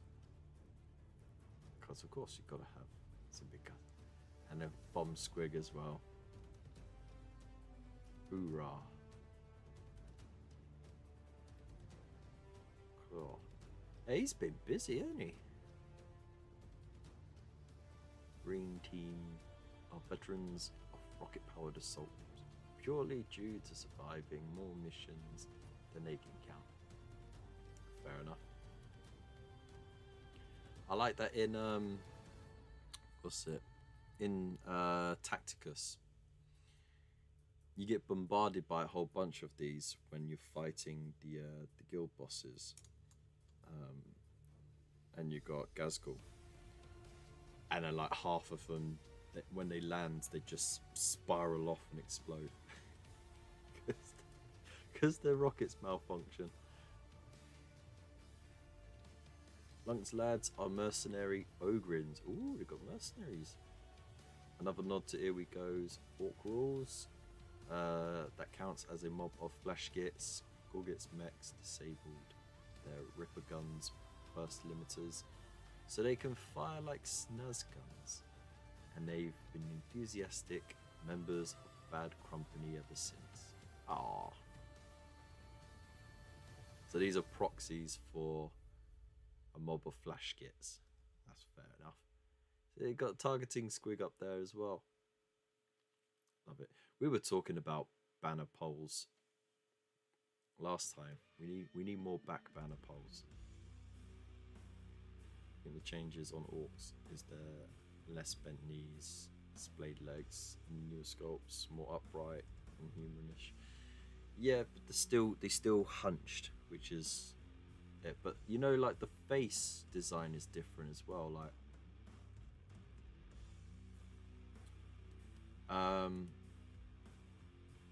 you see here, look, very cartoonish.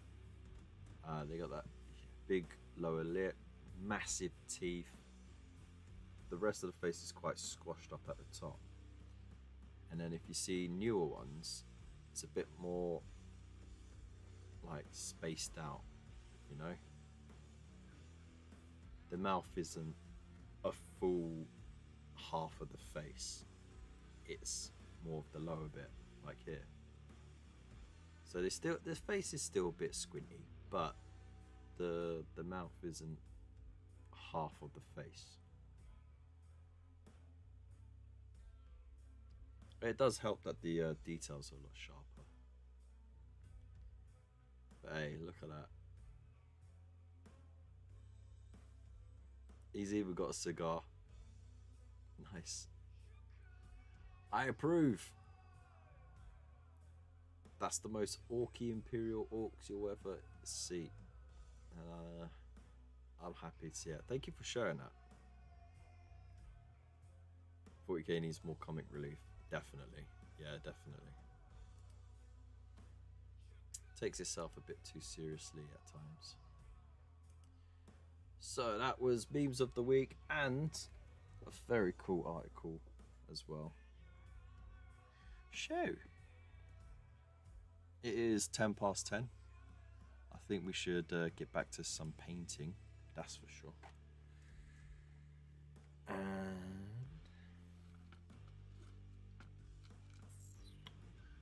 that's 1, 2, 3, 4.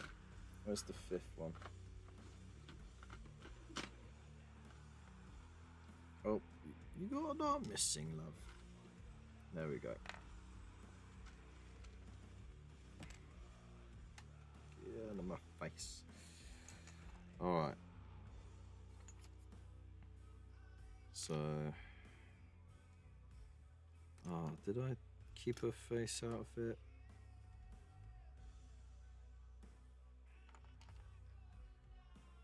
Right. Really should have done more helmeted heads. Never mind. There's me trying to make them all look different. It's not really effective if you want to get painting quick. Grim Derp. Yes, more Grim Derp, please.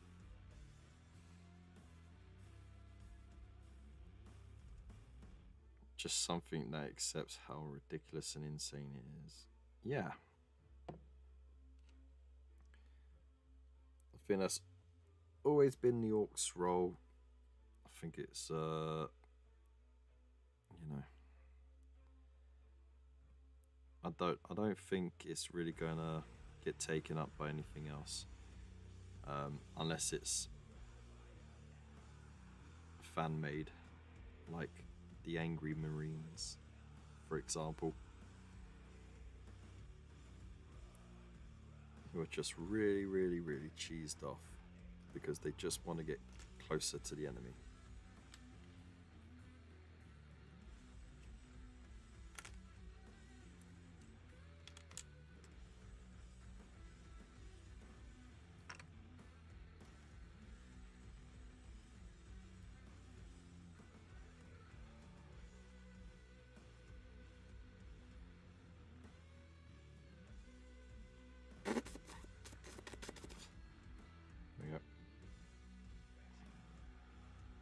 So I don't have Activator.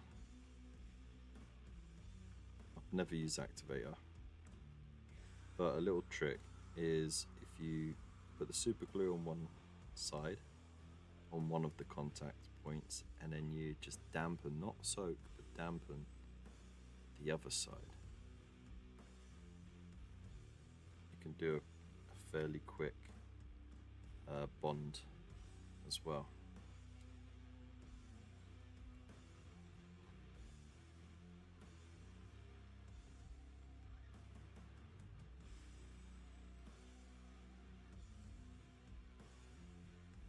Oh, just put the bloody super glue on my finger. There we go. Really should do it like this. Dab it off.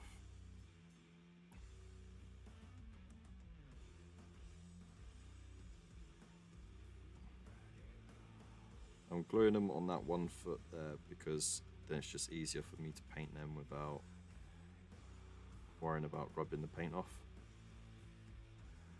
And it's easier on this little bit of plastic than it is on a bit of sprue. Tried doing it on sprue and it didn't quite work out. Ah, moved it around. See, I undid the work myself.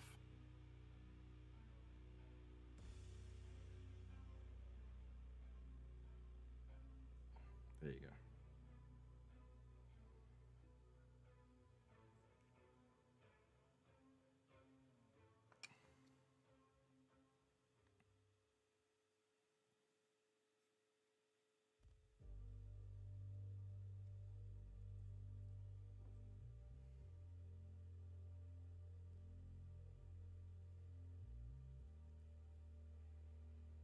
Right, this way. I don't have to hold it for like a minute, I could just hold it for like 10 seconds. Hopefully, it'll stick enough.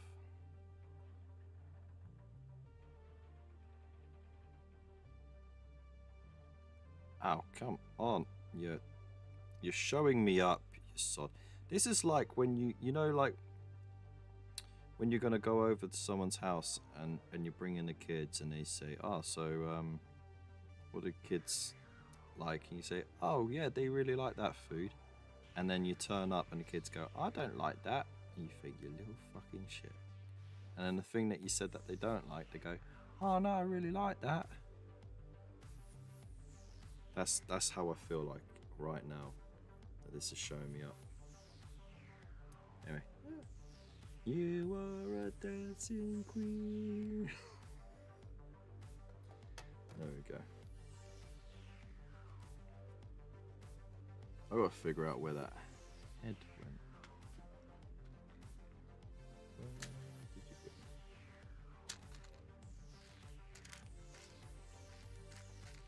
it? It's not there. I have lost a head. Oh dear. I'll find it eventually. Eventually. Unless it's under here. In which case I would have found it straight away.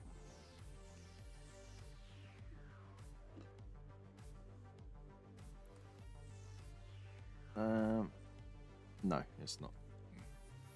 Whoops. That's right. I'm sure I've got spares somewhere. Okay, so the armor is done. It's all about being super careful, super neat, so we don't mess that up. Cool. Also, I'm not sure, should I do the back in white? Or should I? I'm not sure actually. I need a picture of the Seraphim as a little reference. So, Deptus Oritus Seraphim.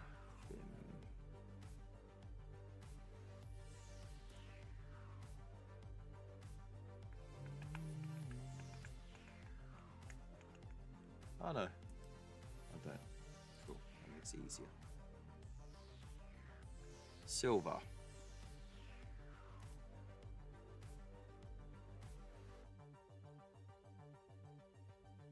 Yeah, that's a lot easier.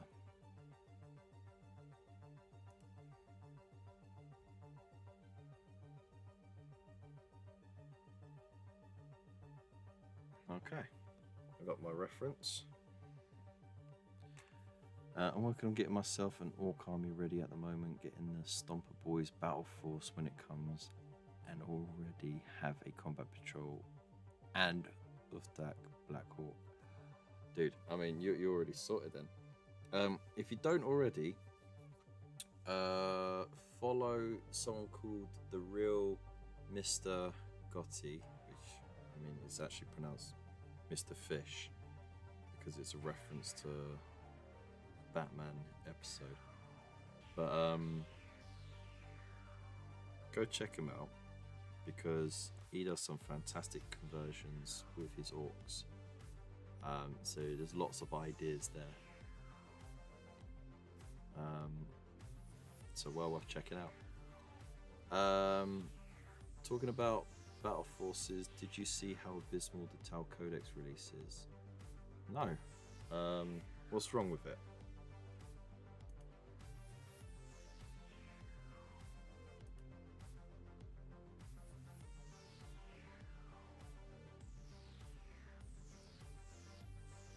Warhammer community news, I guess.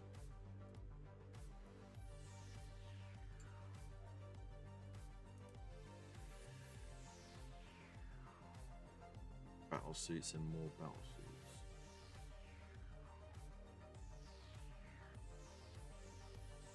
I guess that's going to be the article. Just a bunch of fruit and fuck all else.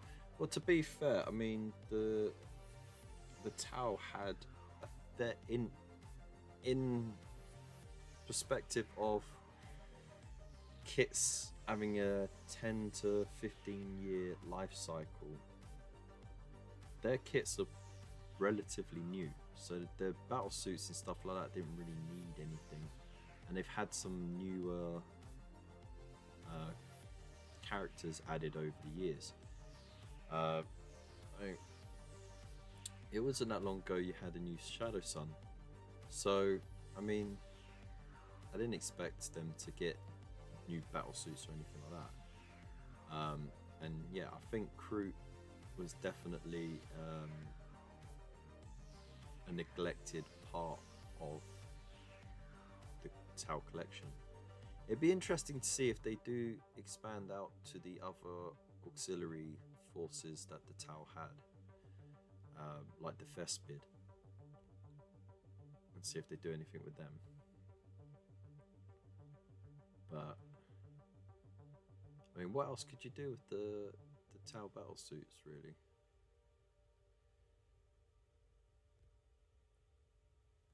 Seem fine. The Kroot look good though. Can't fault them for the Kroot.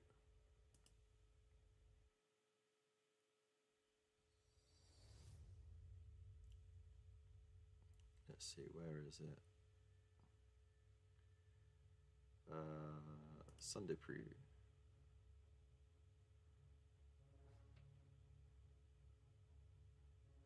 Yeah, it's Kroot. You get what is it? A unit of 3 of those mounted Krootoks. You get another one that's heavily armed, like a weapons platform. You get a whole bunch of the Kroot foot sloggers. You get a flesh shaper. You get, what was it? A couple other bits. What was it? Alright, so 20 plastic Kroot carnivores, a Krootox rider, led by a veteran Kroot war shaper, that's the one. A flesh shaper, and Kroot rampagers. Okay. I mean, it's what people have been asking for, isn't it?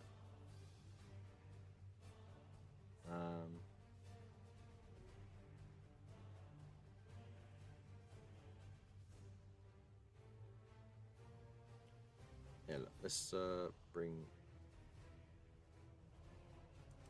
I'll just switch. Memes of the week, memes of the week, memes of the week.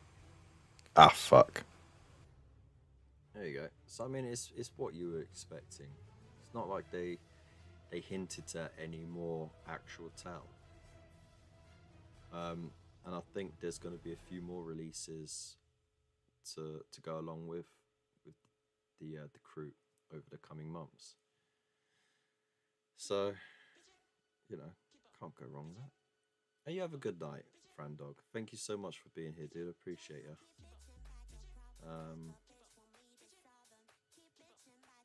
Yeah, and then you get your cards and that. This looks great though. This is a cool set. This one here got into necromancy because she wanted to break the curse on her love of her life. But then she ends up being all this horrible. So even if she does find a cure for his curse, he ain't gonna want to do anything with her anyway.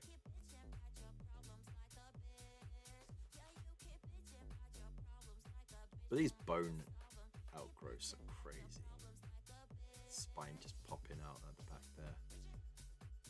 Lovely.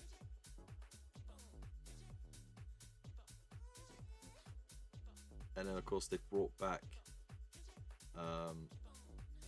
these lot as well. So the Stroll, this unit of Skaven, the Nighthaunts, and the what are they called? Gloomspite kits, that's it. These haven't been in for a long time. They were in previous editions of Underworlds. So it's nice to see that they bring back the kits now and then. They're not just one and done.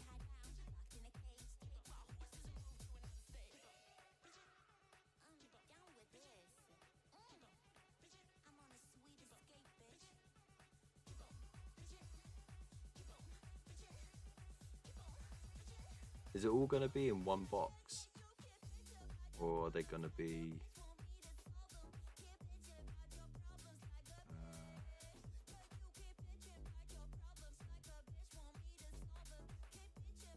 It doesn't say.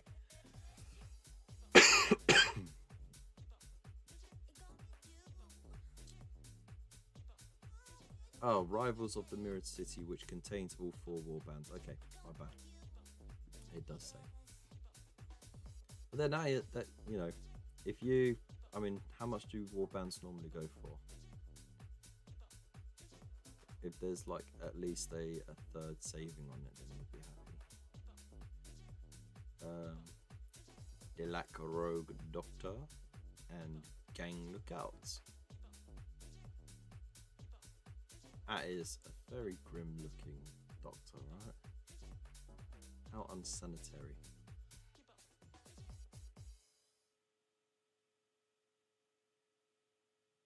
Horrible looking thing. Ash Waste upgrades as well. They look fun.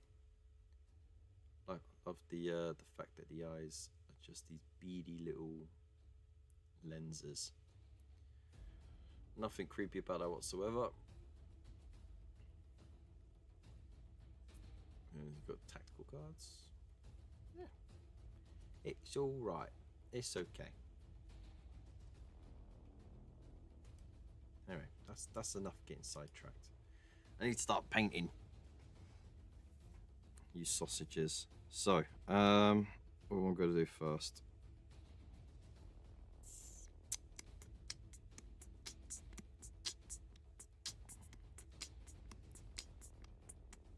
I'll do the reds first, I think. Ta-da! Right, so where is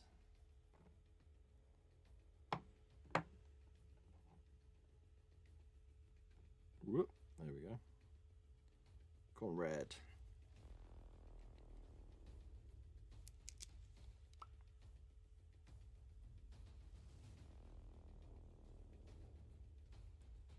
So I do corn red on the inner, and then I do Mephiston red on the outer, and then I shade down on the or both but differently. So I do more of a red shade on the corn red, and I do more of a brown shade on the other red, and then layer them differently, and then you get this two completely different.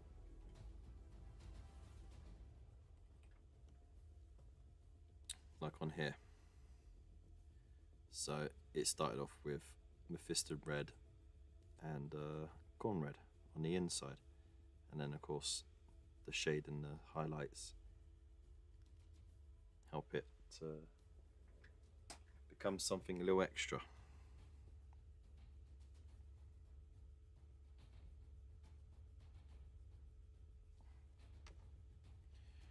This is not good. Wow. How you doing? How you doing? Hope you're well. Delac were always my second favourite gang. What was your first favourite then, Bill? Great House Harkonnen fell to them, or fell to them.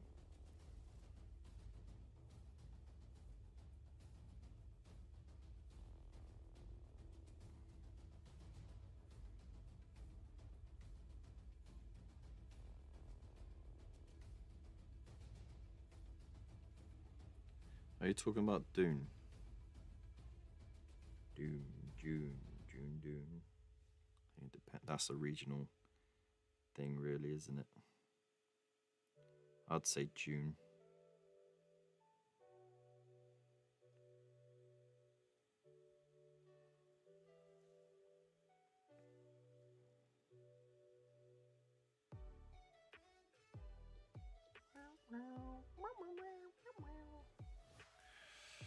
Usually play Esha. Oh, okay.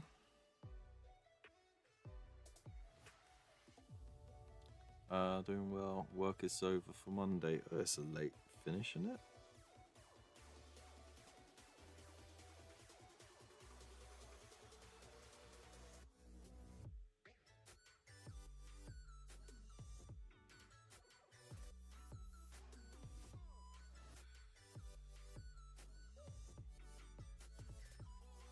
Gotta remind me what it is you do, fella.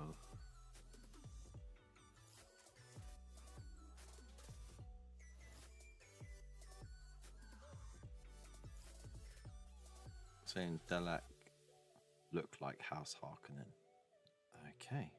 Ansar look like Atreides. So you are talking about Dune then. Aha! I got a reference. Huzzah! And I haven't even read any of the books.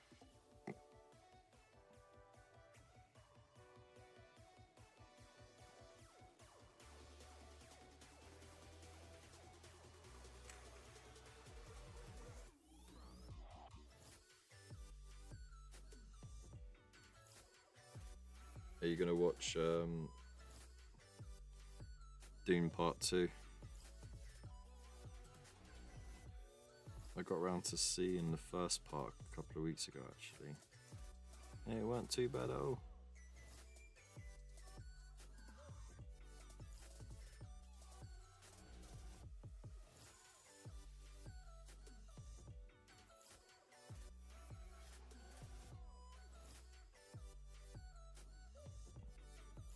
But you know, you're always going to get book purists who will be like,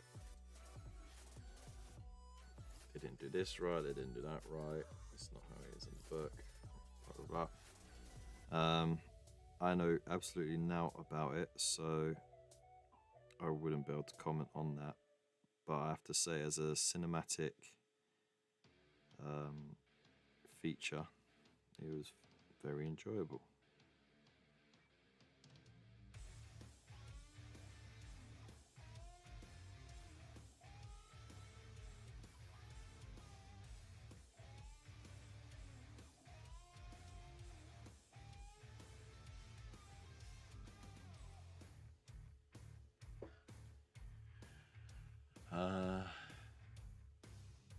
Well, I don't have a cookie and it's 10:32. Yeah!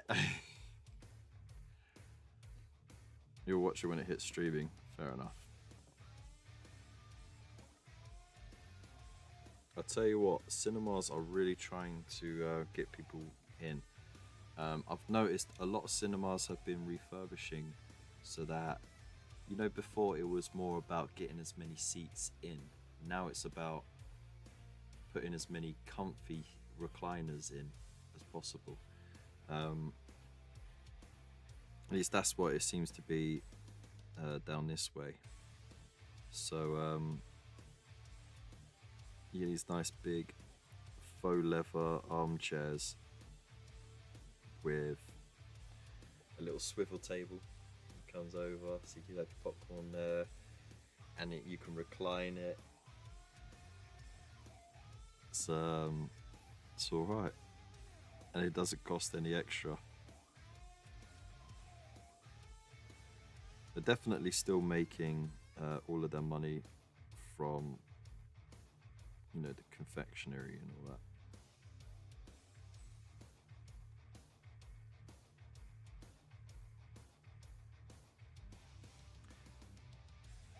But I don't think cinemas ever really made the majority of their money from ticket sales anyway.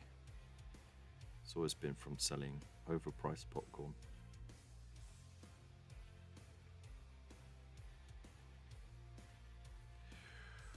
I should read the book one of these days.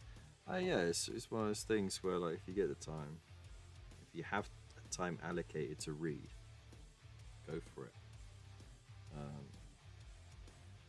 It's like the Discworld series from Terry Pratchett. I just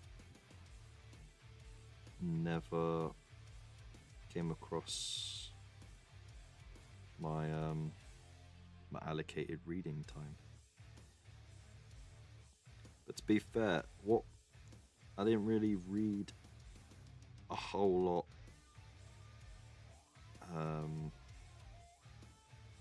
outside of what I needed to for school until I think it was around the time Harry Potter and Lord of the Rings hit the cinemas, and then it was like, oh, okay, let's read these books, and that got me into reading for fun. And then I moved on into the Warhammer book collection before there was even a Black Library, and it was just a collection of Warhammer 40k stories.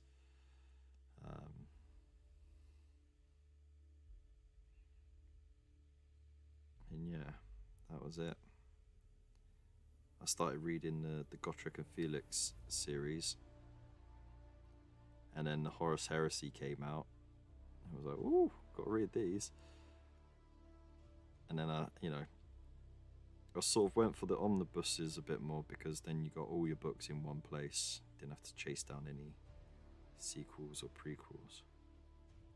So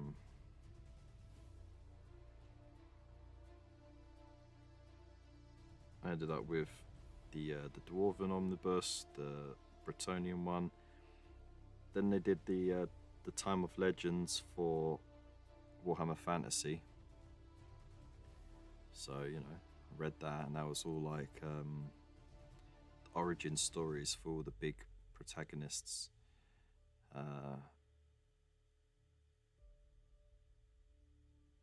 Like, for example, where Sigma came from, how Nagash became what he did, Malekith and Marathi, the Sundering,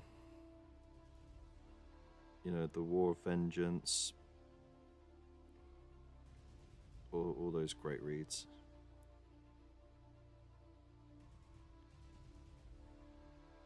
And it was a shame that series got stopped, actually, because they were really hitting their stride with those stories. Hot take: arseers who whine that a film isn't like the book need to understand it's a different medium and as such works differently. Yes, that's true. You have to and also it's someone else's interpretation, right? But yeah, everything in the book, it reads differently than a script does.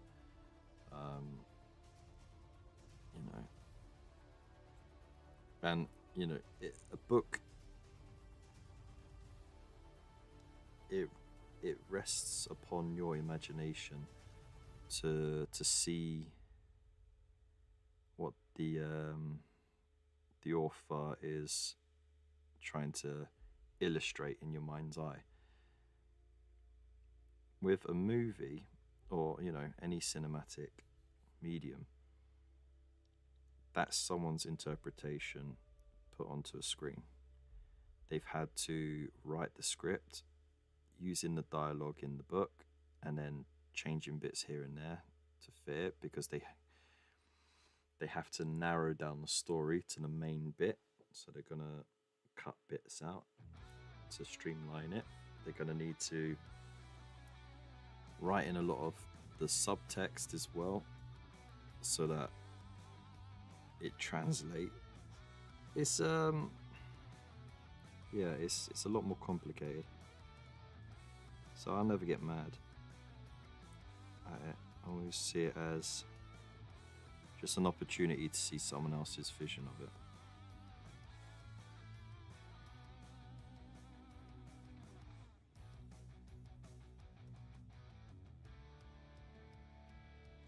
And I'm sure they wouldn't have done a better job themselves.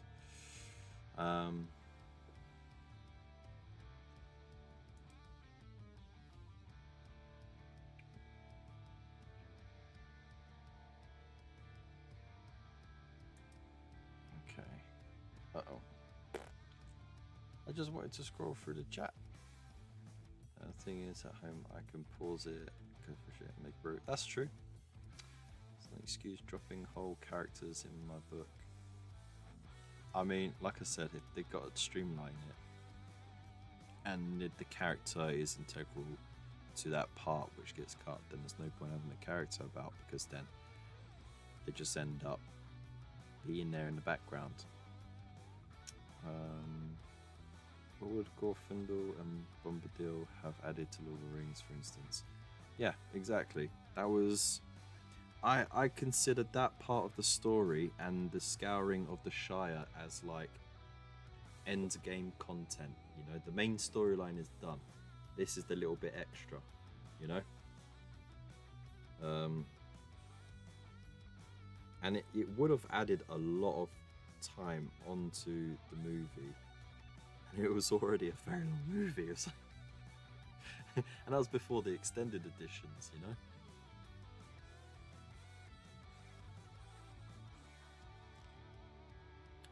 But for example, Dobby and Harry Potter 4. Last book I read was Atlas Shrugged. Okay, if you read the book. Cutting the whole house elf slavery subplot was a bad idea, but as the series went on, those books became bricks, so something had to give. That's also true. There was a lot going on in those stories. So yeah, I ain't mad about the fat being trimmed.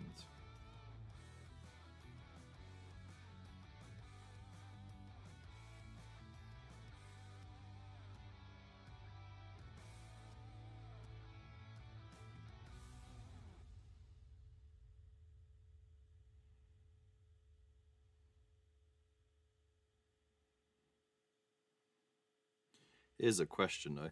Do you think it's too soon for there to be a remake of the Harry Potter series?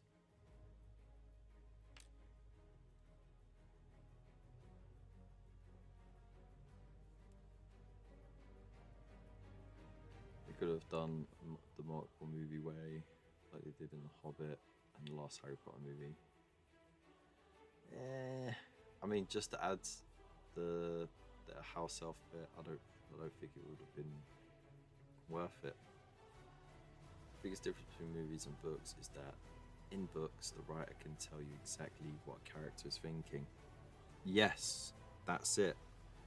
You can't do that in a movie, can you? Unless you have a narrator who's voicing what that person's thinking. That's actually a good point, man. I normally think about that. I wonder what that person's thinking at that point. And the actor has to work so hard to convey what they could be possibly thinking with their facial expressions and the body language. If they don't have the inner monologue, I think is what it's called. But you know, you can have a narrator as well, and that made Sally feel sad. You know what I mean? I also think books of Harry Potter with so many moving parts and subplots are better adapted as TV shows, possibly, as long as it doesn't go The Witcher's way. Expands as movies, it would have missed out too much. Even TV shows have missed those. Really? Do them again. Do a remake of the prequels. Yeah, bring back Johnny Depp.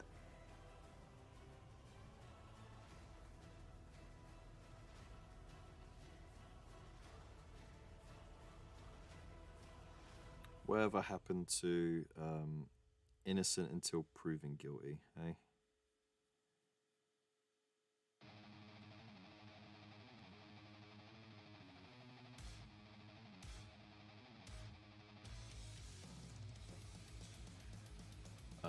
No, it's been over 20 years since Philosopher's Stone. Shut up. If they include the added lore too, that would make it great. I think, you know what, if they do it as a TV show, that's fine. But, you know, it's never gonna...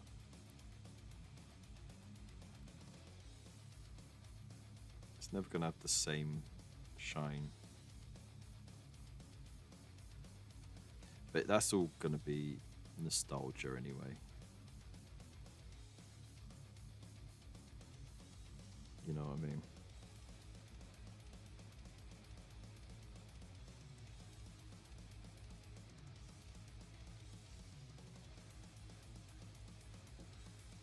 Hot take, it's not worth a remake. Ooh. Hot damn. I mean, a remake is happening. I'm just not sure which medium it's going to be, if it's going to be TV or movie. Sure, the director or showrunner definitely needs to give a shit and understand the material. Just look at the balls Snyder made of DC. Hey, listen, he added extra special effects. You leave him alone.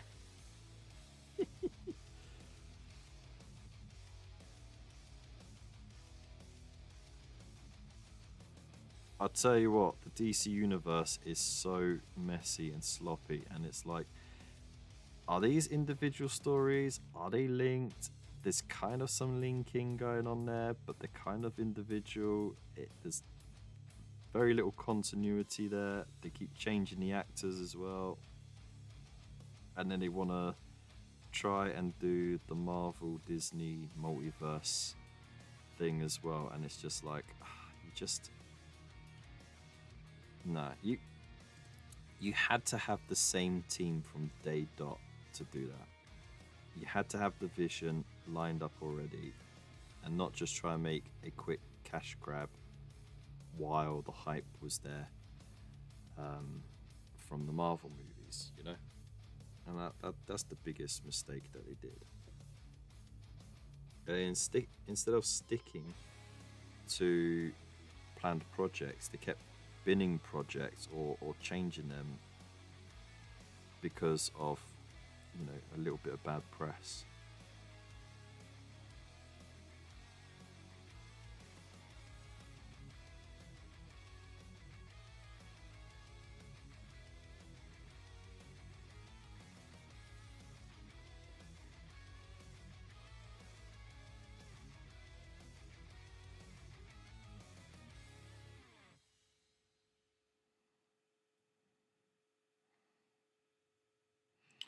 I know the dude who plays Aquaman. He's really cool. He plays a fun version of Aquaman, but you know what? I'm kind of upset that they got rid of a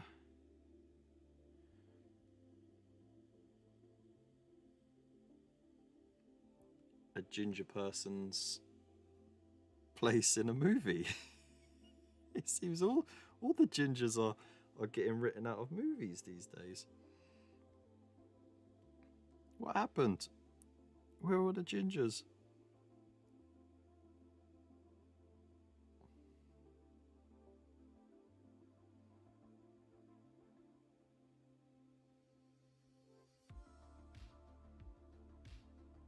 I think there's a conspiracy against gingers in Hollywood.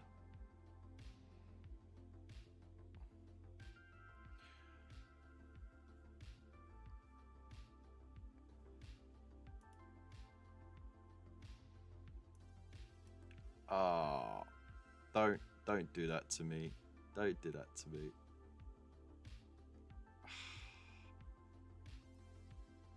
OBS is doing a not responding thing to me right now.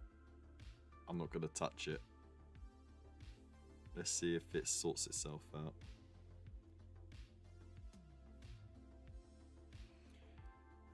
Should I do a remake? I just don't think it's worth it. Maybe. The Pigeon! How you doing? Welcome to the chat. He put lipstick on a pig is what he did. Oh, if we're talking about the DCU, it doesn't exist as far as I'm concerned. Just many failed attempts. And to be fair, I think the peak MCU was a cinematic phenomenon that is unlikely to be repeated anytime soon. True. The Infinity War, innit? You can't match the build up to that.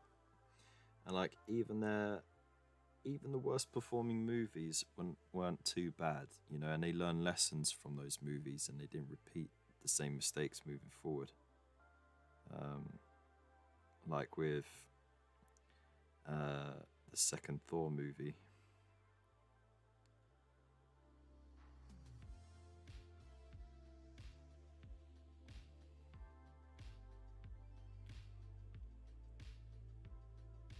DC is very weird. Great cartoon sheet. Yeah, you know what? That is it, isn't it? The animations, great. There's plenty of continuity there. The voice acting, the direction, all good, right? But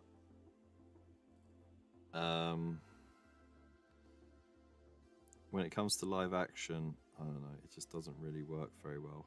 Standalone movies, they're okay, but when they try to do a DCU, it just doesn't really work. And yeah, I think the MCU is at a point where, you know, it's been how long? And they want to set up a new protagonist, a new big bad. But it's just so many years in. I don't think people are really gonna have the patience to wait for like another 5 or 6 years before the big showdown with the new big bad and a new team. There's even talks of bringing back some of the original actors for some original parts, just to help spike some interest. So, and another thing is, I think what's really hurt the MCU movies is the fact that, okay, yeah, now you have to wait a few months, but they become available on Disney Plus, and that's also where the TV shows are, and the TV shows have become sort of must-watch events in order to keep up with the movies as well. So most people don't bother with the cinema.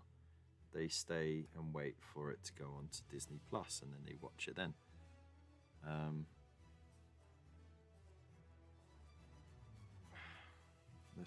I need to bring up Task Manager, sorry, because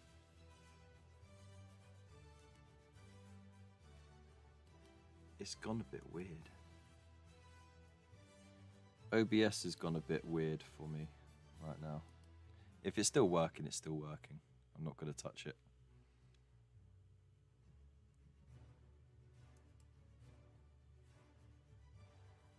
Ooh.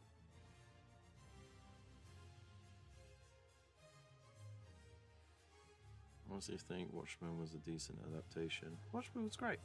MCU is currently struggling from what DCU always has, a lack of cohesive cast and good stories. Yeah. It's also the issue in MCU of stakes. I mean, for God's sake, we're already at risk of multiversal collapse every other movie. Yeah, that's true.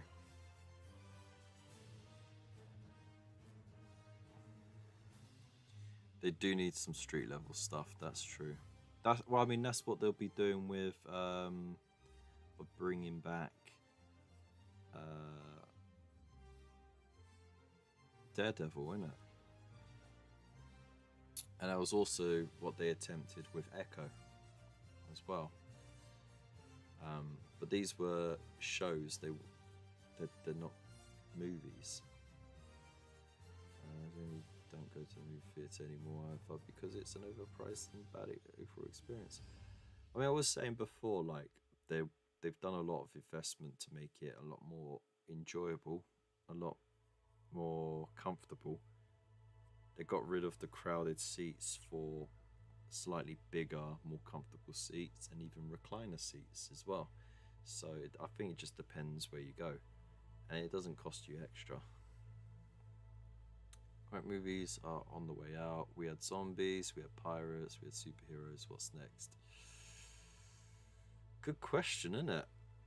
I think it's time for the sci-fi fantasy to come in. I think. And some classic fantasy tropes would be nice as well. I mean, The Witcher did really well. Doesn't have to be universe ending every goddamn time. That's true. At some point. or even like the Hawkeye TV show as well. It wasn't, that was street level stuff as well, and that was enjoyable, you know. At some point you can drop in all the vaguely sci-fi buzzwords about how serious it is this time. The audience can't actually register it on an emotional level. I mean, yeah. That I enjoyed Loki though, to be fair. Westerners and gangsters again. You think westerns and gangsters again? Yeah, they've definitely the tapping into like a autobiography style movie at the moment as well.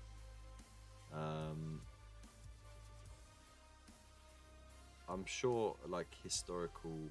I mean, they tried that with Napoleon. I haven't seen it, so I don't know how good or bad it is. But they definitely are trying to tap into something to see what people are interested in. But I think people just want interesting new stories. They don't want rinse and repeat anymore. So I'll give you science fantasy, possibly. Also, the MCU has gone really weird. They did portray pretty much stuff in the Marvel movie. I don't remember who was married to whom exactly, but Captain Marvel was married to Lana in the movie. Eh? No. Captain Marvel married a prince on another planet for political reasons.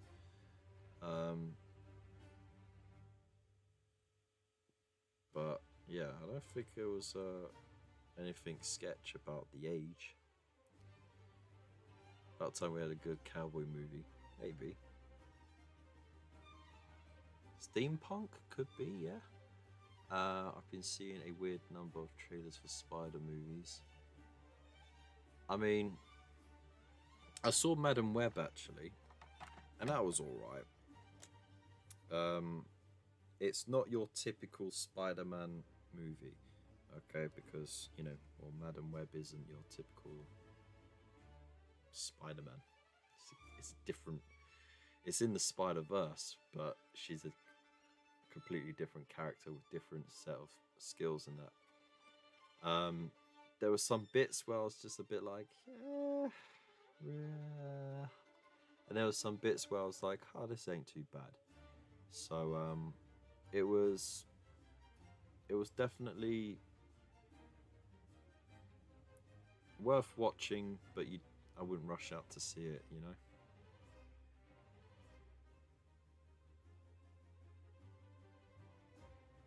Oh, actual movies with spiders in it. Okay.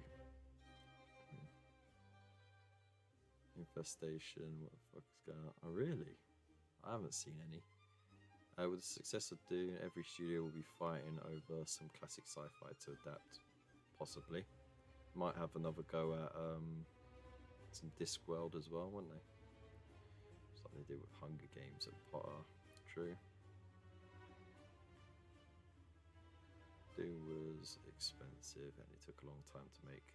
Also true. But I could see the cheap knockoff things, possibly, yeah. Like the upcoming Warhammer movies or TV shows. New version of Murder, She Wrote. Could you imagine? Wow. That'd be something, wouldn't it? Or, you know, like Knight Rider. Yeah, bring back Knight Rider. Let's do it.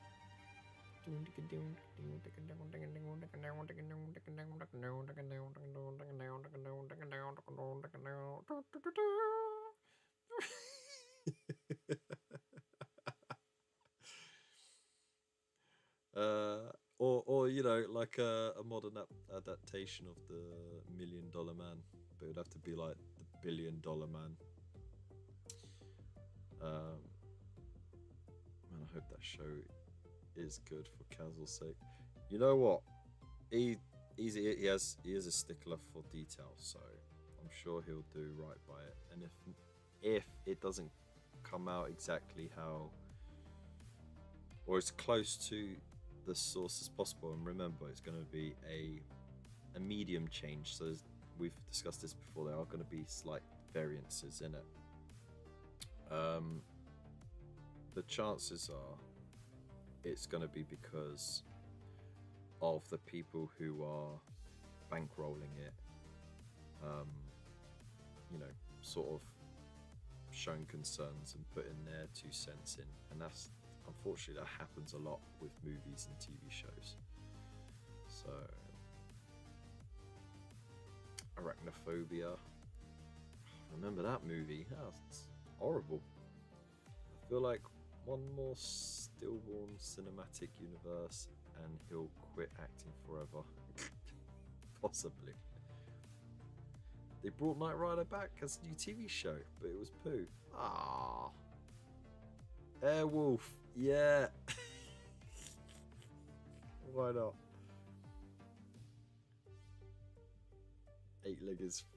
Eight-Legged Freaks was good fun. It really was. The 40k show will be as good as the Halo show. I haven't seen the Halo show. And folks that are expecting the show to portray the Imperium as tragic anti-heroes. Lorna, thank you so much for the raid.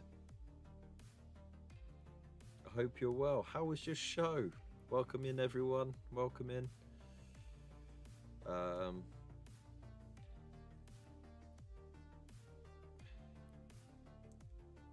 When a favorite faction, yeah, that's true. Don't know if the production has already started. No, I think at most it's going to be script writing at the moment. I drop a whole which stories of tragic heroism fighting against that system are told. Maybe. Kurtwig, how you doing? Welcome back. I hope you're well. How have you been? Kat, how are you doing? Hope you're well too. We had fun killing gobos. Really? Where were you killing gobos? Those poor little goblins. Just minding their own. Was it in Baldur's Gate? Were you doing 3 girls and a gate? Was that the theme of today's show again? Yeah. Makeshift, how you doing? Hope you're well. I'm in a weird position, by the way. So I was painting, and then you know, like when you got a program,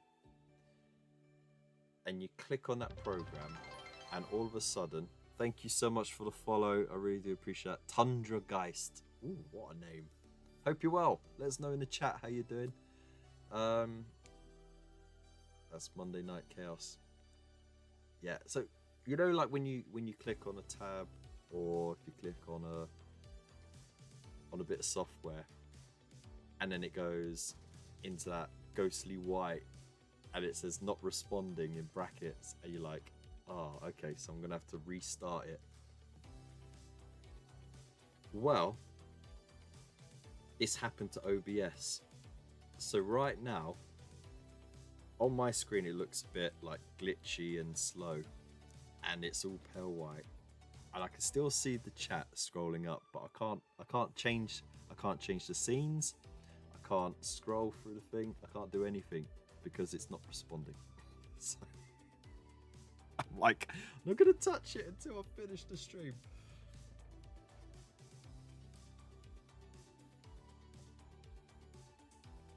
OBS limbo, exactly. Chaz, how you doing? I didn't even know you were here. I predict that the Imperium... Duke Dinglist. Oh, that's an intro. I love these names, they're awesome. Thank you so much for the follow, I hope you're well. Again, let us know in the chat how you're doing, what you're up to, what you've been doing, all that good stuff. I predict that the Imperium will be one of the baddies, they should be from within. About or going outside its root structures to display such compassion and humanity without being heretics. That's going to be the thin line, isn't it? I'm thinking something a bit like it's probably going to be a bit like Judge Dredd, probably, with 40k skin slapped on it. So Rogue Traeger thing, maybe. Duke Dinglish, that's just a joke's name.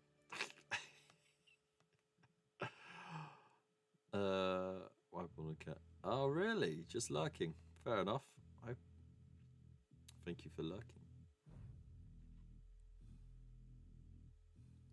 But remember, Eisenhorn is a heretic too.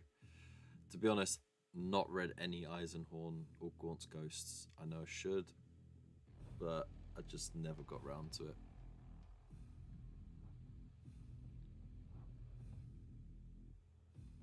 Duke as a Duke Lord. Okay, yeah, I got that. And Dinglish as Dutch English. Ah! I would have called that Douglish. Sure, Dinglish. Dinglish sounds fine too. Just imagine if your name was Duke Douglish. And it's like, is he Doug? No, kind of. He's Douglish.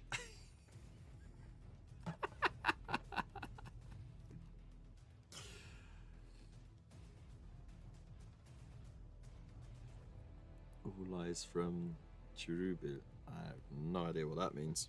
Right, I need to revitalize this Mephiston Red right here. Is it Mephiston? That's not Mephiston Red at all. Whoops. Long story short, any competent, compassionate, intelligent servant of the Imperium is usually deemed a heretic. True. Very true.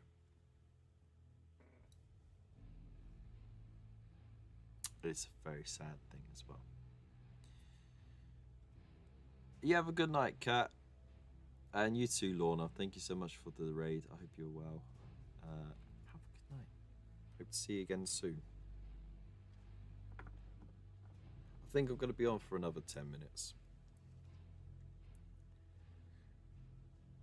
As long as this whole thing doesn't come crushing down.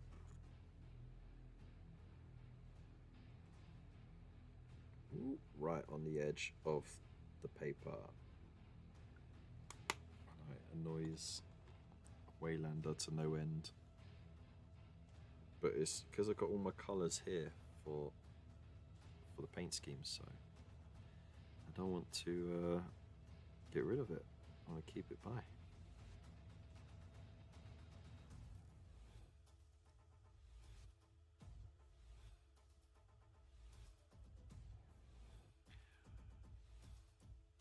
Demon host from Eisenhorn, maybe. Ducklish with his Duke Duck. Oh my god, you actually have a duck emoji as well.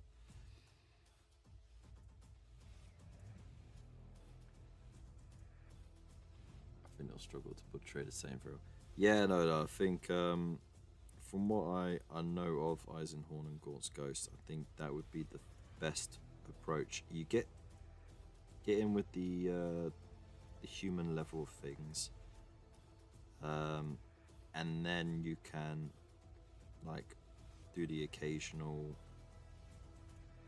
keep the Space Marine, that super rare thing that you see that everyone is absolutely petrified of, and you just get glimpses of at most. That's what I think it should be, because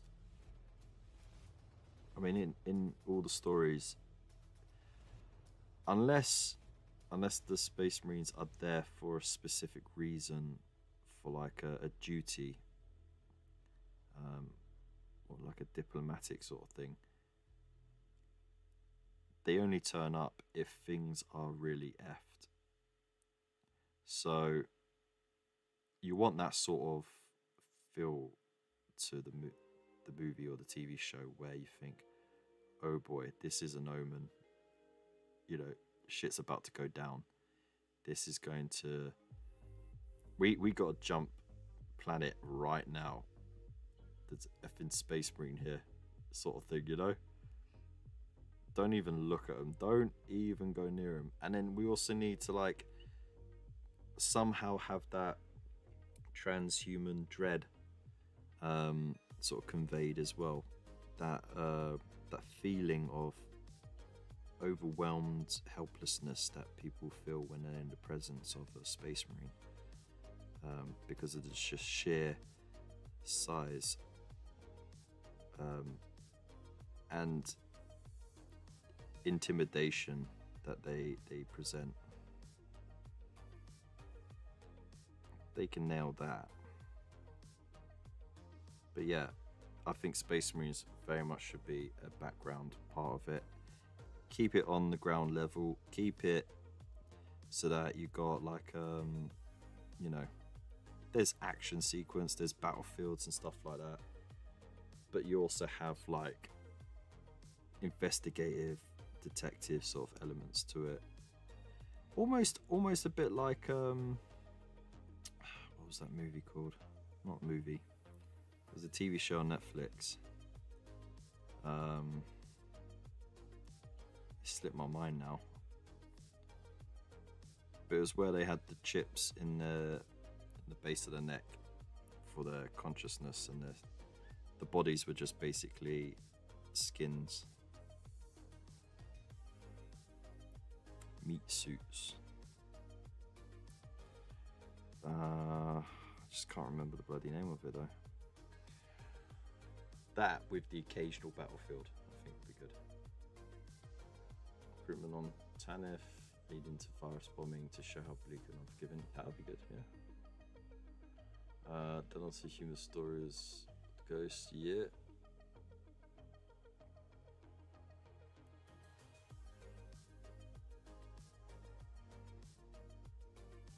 That would be good. And that fits with both of these book series. Season 1 finale will be for the main cast to shine. Yeah.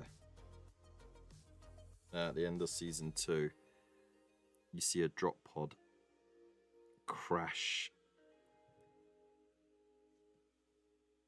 like just beyond the city limits, or maybe even just crash right into one of the spires.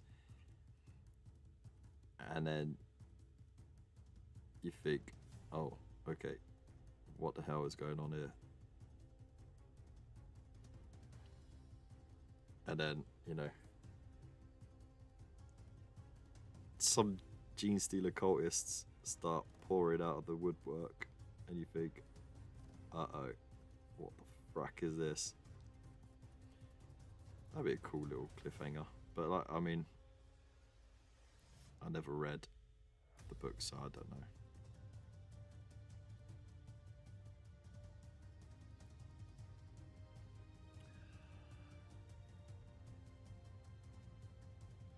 Soon turns into sharp in space. Really? There's nothing wrong with that.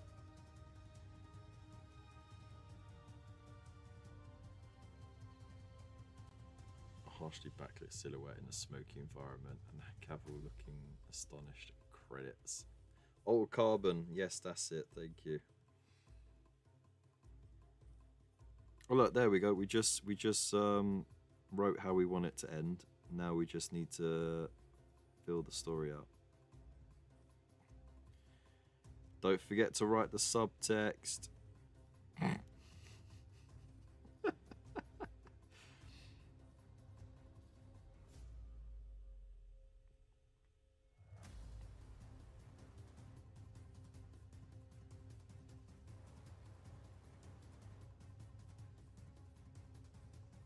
God, this leg is in the way.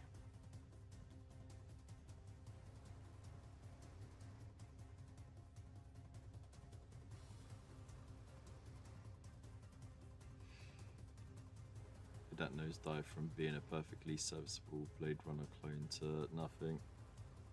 Yeah, I think it definitely went an interesting direction.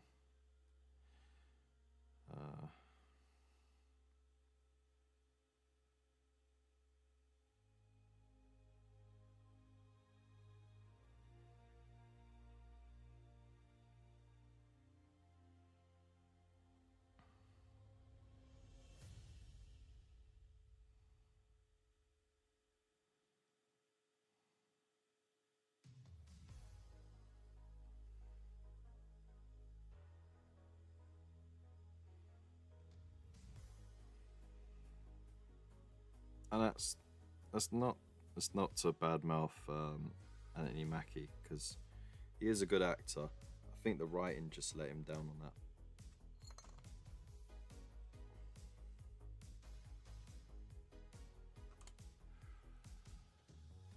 Three novels, a noir detective, a heist, then a war.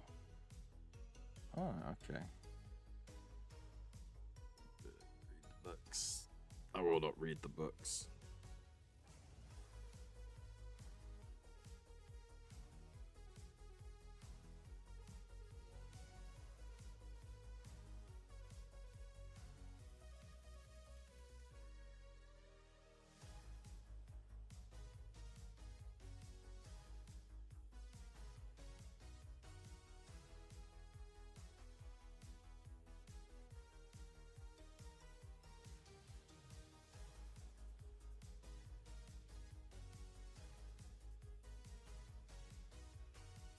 I remember him seeing out.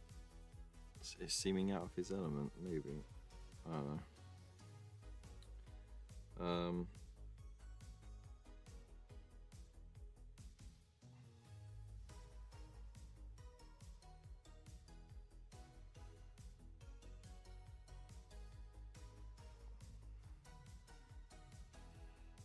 I think the saving grace of the last season of Altered Carbon was the hotel AI.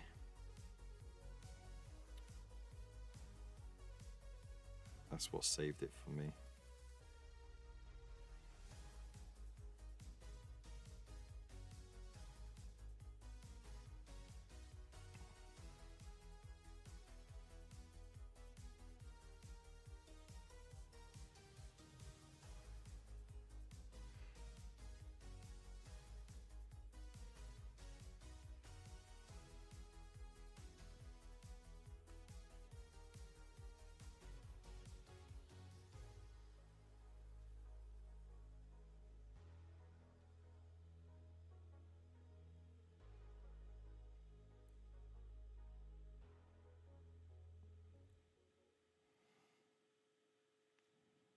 Okay.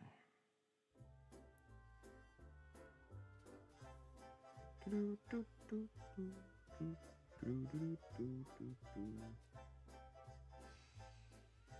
hope the return of Daredevil cast is everything it should be. I worry with how long they're taking Lafrio my age out of the Kingpin role. And that would be a damn shame. Yeah, I mean, because he does portray the Kingpin quite well.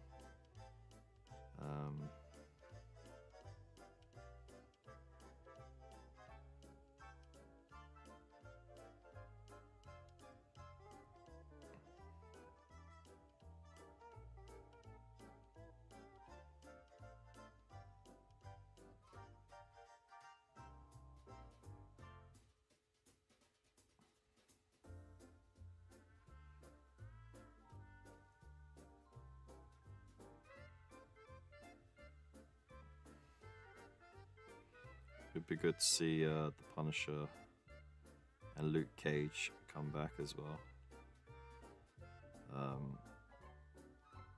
I know people have mixed feelings about Iron Fist. I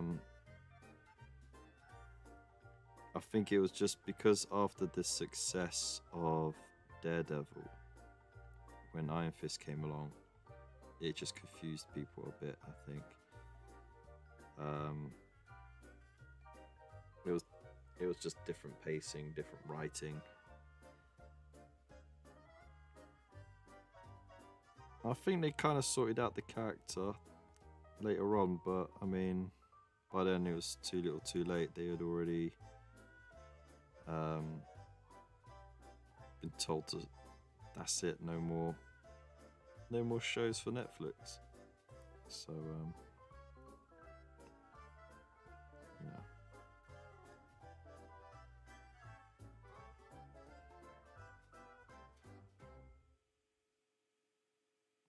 But I mean, there's only so much you can do with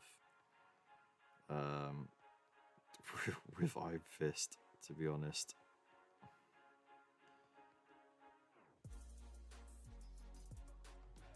he's got some interesting storylines, comic book wise, but for that to translate on the screen, it's a bit of a tricky one. Like Luke Cage, can get on board with that, yeah. Jessica, you can get on board with. You know, they're still quite human people, inspired their issues.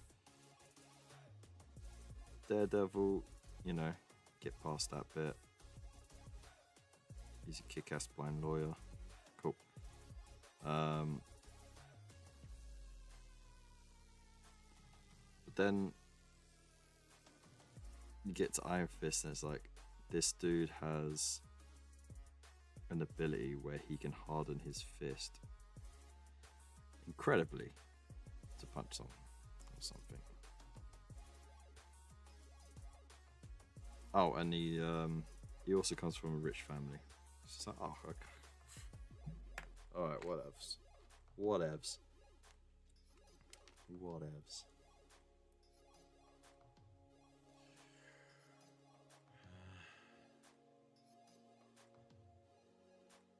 Downey Jr. is Tony Stark. Yeah, I know. You know what? I think some castings work so well. Like, for example, Robert Downey Jr. will always be Tony Stark. Just like how, you know, Chris Evans, like his first attempt in a Marvel movie was the Human Torch in the Fantastic Four. And he was alright. He played the cocky guy very well, but like he turned that on its head and then portrayed a very good Captain America. And that's just sort of became him, you know.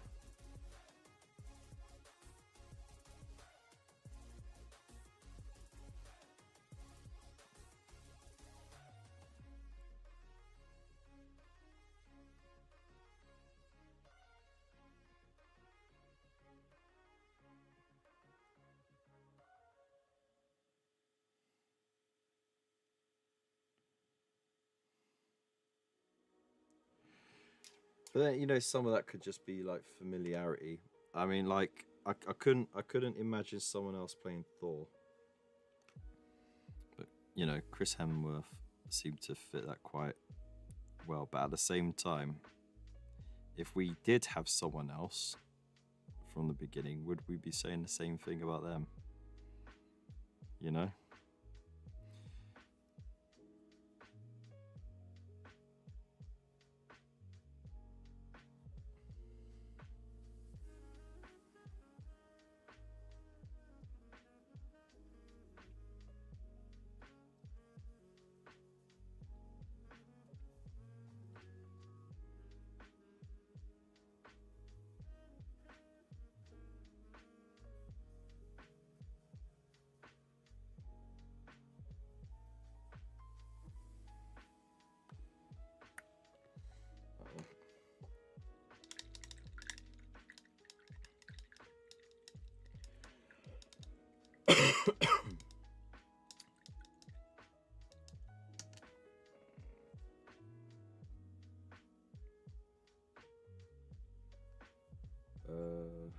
Let's cry about casting. Cage was great, but the character suffers from the Superman problem as well as the classic Marvel same versus same. That's true. Do you remember the Luke Cage story where he almost died because doctors couldn't cut his skin to operate? Yeah. Yeah. That definitely wasn't a Superman storyline at all. Thor went from years of boring to like 2 years of character development followed immediately by jumping the shark. The end. Something like that, yeah. I was always a DC kid growing up. I've only really watched the Marvel movies. I don't have a massive attachment. You know what? Growing up, I had Marvel and DC cartoons. Like, I had the occasional comic book, but I didn't get really into comics until later, like teenage years.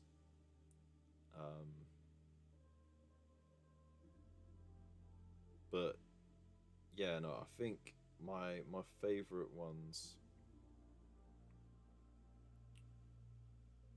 were Batman and X-Men. Those are my favorite comic book cartoons.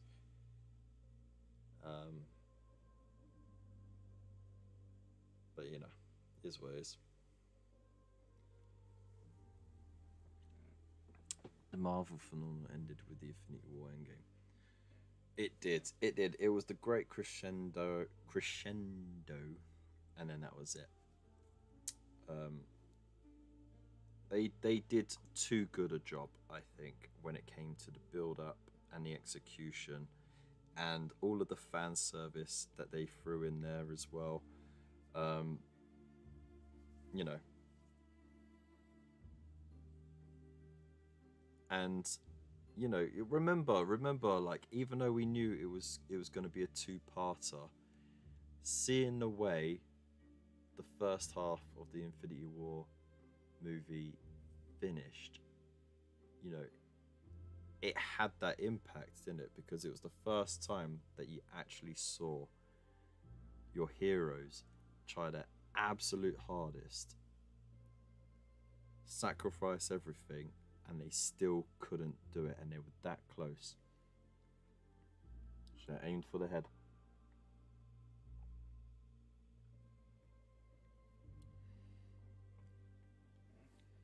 And then, you know, the first half of the second part was just all fun and games.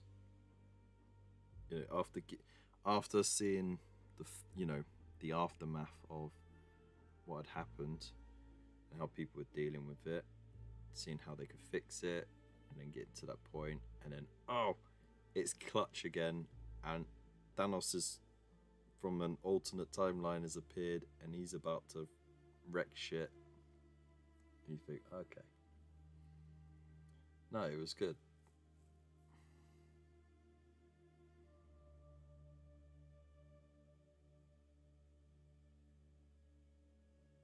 And can we just appreciate the writing in that, where Thanos is like, I am inevitable, pong, and then you just see Iron Man all jeweled up, and the only thing he could think of in that moment of excruciating, soul-burning pain is, I am Iron Man. Linking all the way back to the beginning of the MCU. You know, from beginning to end, there was that full circle. You know, they tied it all up nicely, and then they had to figure out a way of continuing the MCU. The aftermath of that, Captain America had gone, Iron Man was dead, lots of people were dead, and we had to figure out what to do there. So, you know, they almost writ themselves into a cul-de-sac then. And they did plant in some seeds. They did put in some characters that they wanted to move forward and carry on the thing, like Doctor Strange, Captain Marvel, Tom Holland, Spider-Man. But I don't know. You know, it is what it is, isn't it?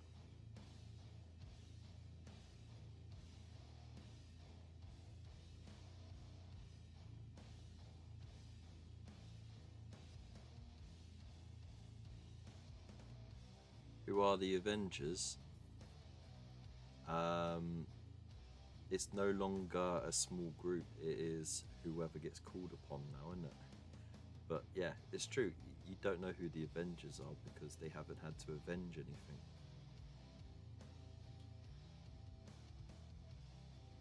Ant-Man, Falcon, who is now Captain America. Bucky, the Winter Soldier.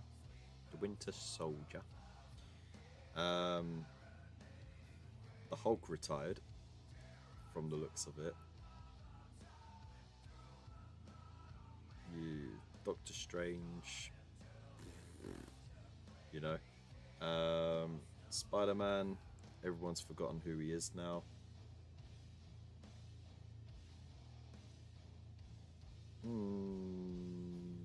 Captain Marvel is still an Avenger, but off in the universe. Black Widow, dead. Hawkeye, retired, training up the next generation.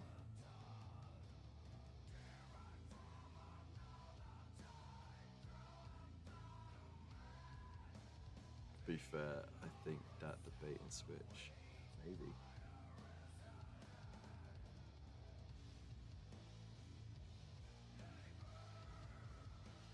Yeah, but to be fair, I mean, Renner was getting older anyway, so yeah, I think he would have to retire. I do like what was it? He was in did anyone read the line of the storyline where you had old man Hawkeye who was blind? Like, his hearing wasn't gone, he was just blind. And like the US had got split into 3 parts. You had one bit that was controlled by Doctor Doom. You had this massive bit that was controlled by the Hulk and his inbred family. And then I can't remember who controlled the other bit. But it was like very post-apocalyptic. It was very like end of the worldy. And Wolverine popped up in it, and he gave the Hulk one of my most favorite like killing sequences, where the Hulk ate him and then Wolverine cut his way out of him like that. That was a good death. I think Captain America will be back with his time-traveling adventures, returning the stones. You think so? That'd be an interesting storyline. That'd be an interesting series. Hulk had the end of credits scene on She-Hulk, and that's been cancelled.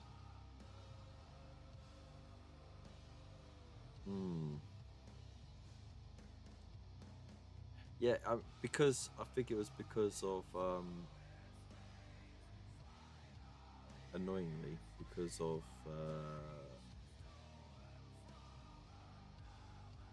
ownership rights and all that nonsense. They couldn't really do a Hulk movie. Not that they wanted to do a Hulk movie anyway, because the Hulk already had movies. You pretty much got the gist of the character. There wasn't much more you could add, but they gave some character development and a story arc in the background of the other movies, which was interesting. The original Avengers cast are nearing cameo-only range, in my opinion. Thor included. Yeah, that's true. Underhive, how's it going, man? Yeah, it's alright, though. OBS is not responding right now, so I can't do anything. I can't change scenes, I can't do anything like that. And if I try and close it, the stream will go. But I'm about to clock off in a second anyway. And when I say that, I'm trying to take in the scope of the actors and their careers too. Holland could technically keep going as Spidey. That would get much out of him, as he wants to have a career beyond. That's true as well. That is true. Everyone signs, I think they sign like a 10-year contract, don't they? And in that time, they could appear in like 3 movies, 4 even, depending on cameos and stuff like that. It's a lot of time to keep in a role.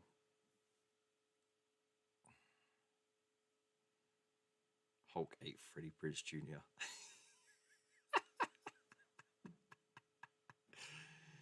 Everyone talking Marvel, the last decent film Avengers wise was Infinity War. Yeah, I mean, we pretty much said that.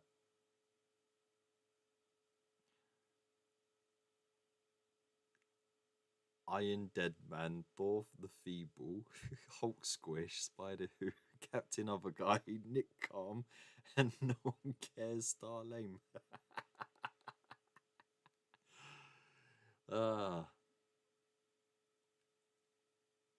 You think Endgame was bollocks? Really? Ooh, hot take, hot take. But anyways, we're gonna have to leave it there because well, we do. I wonder if I close that, would that help?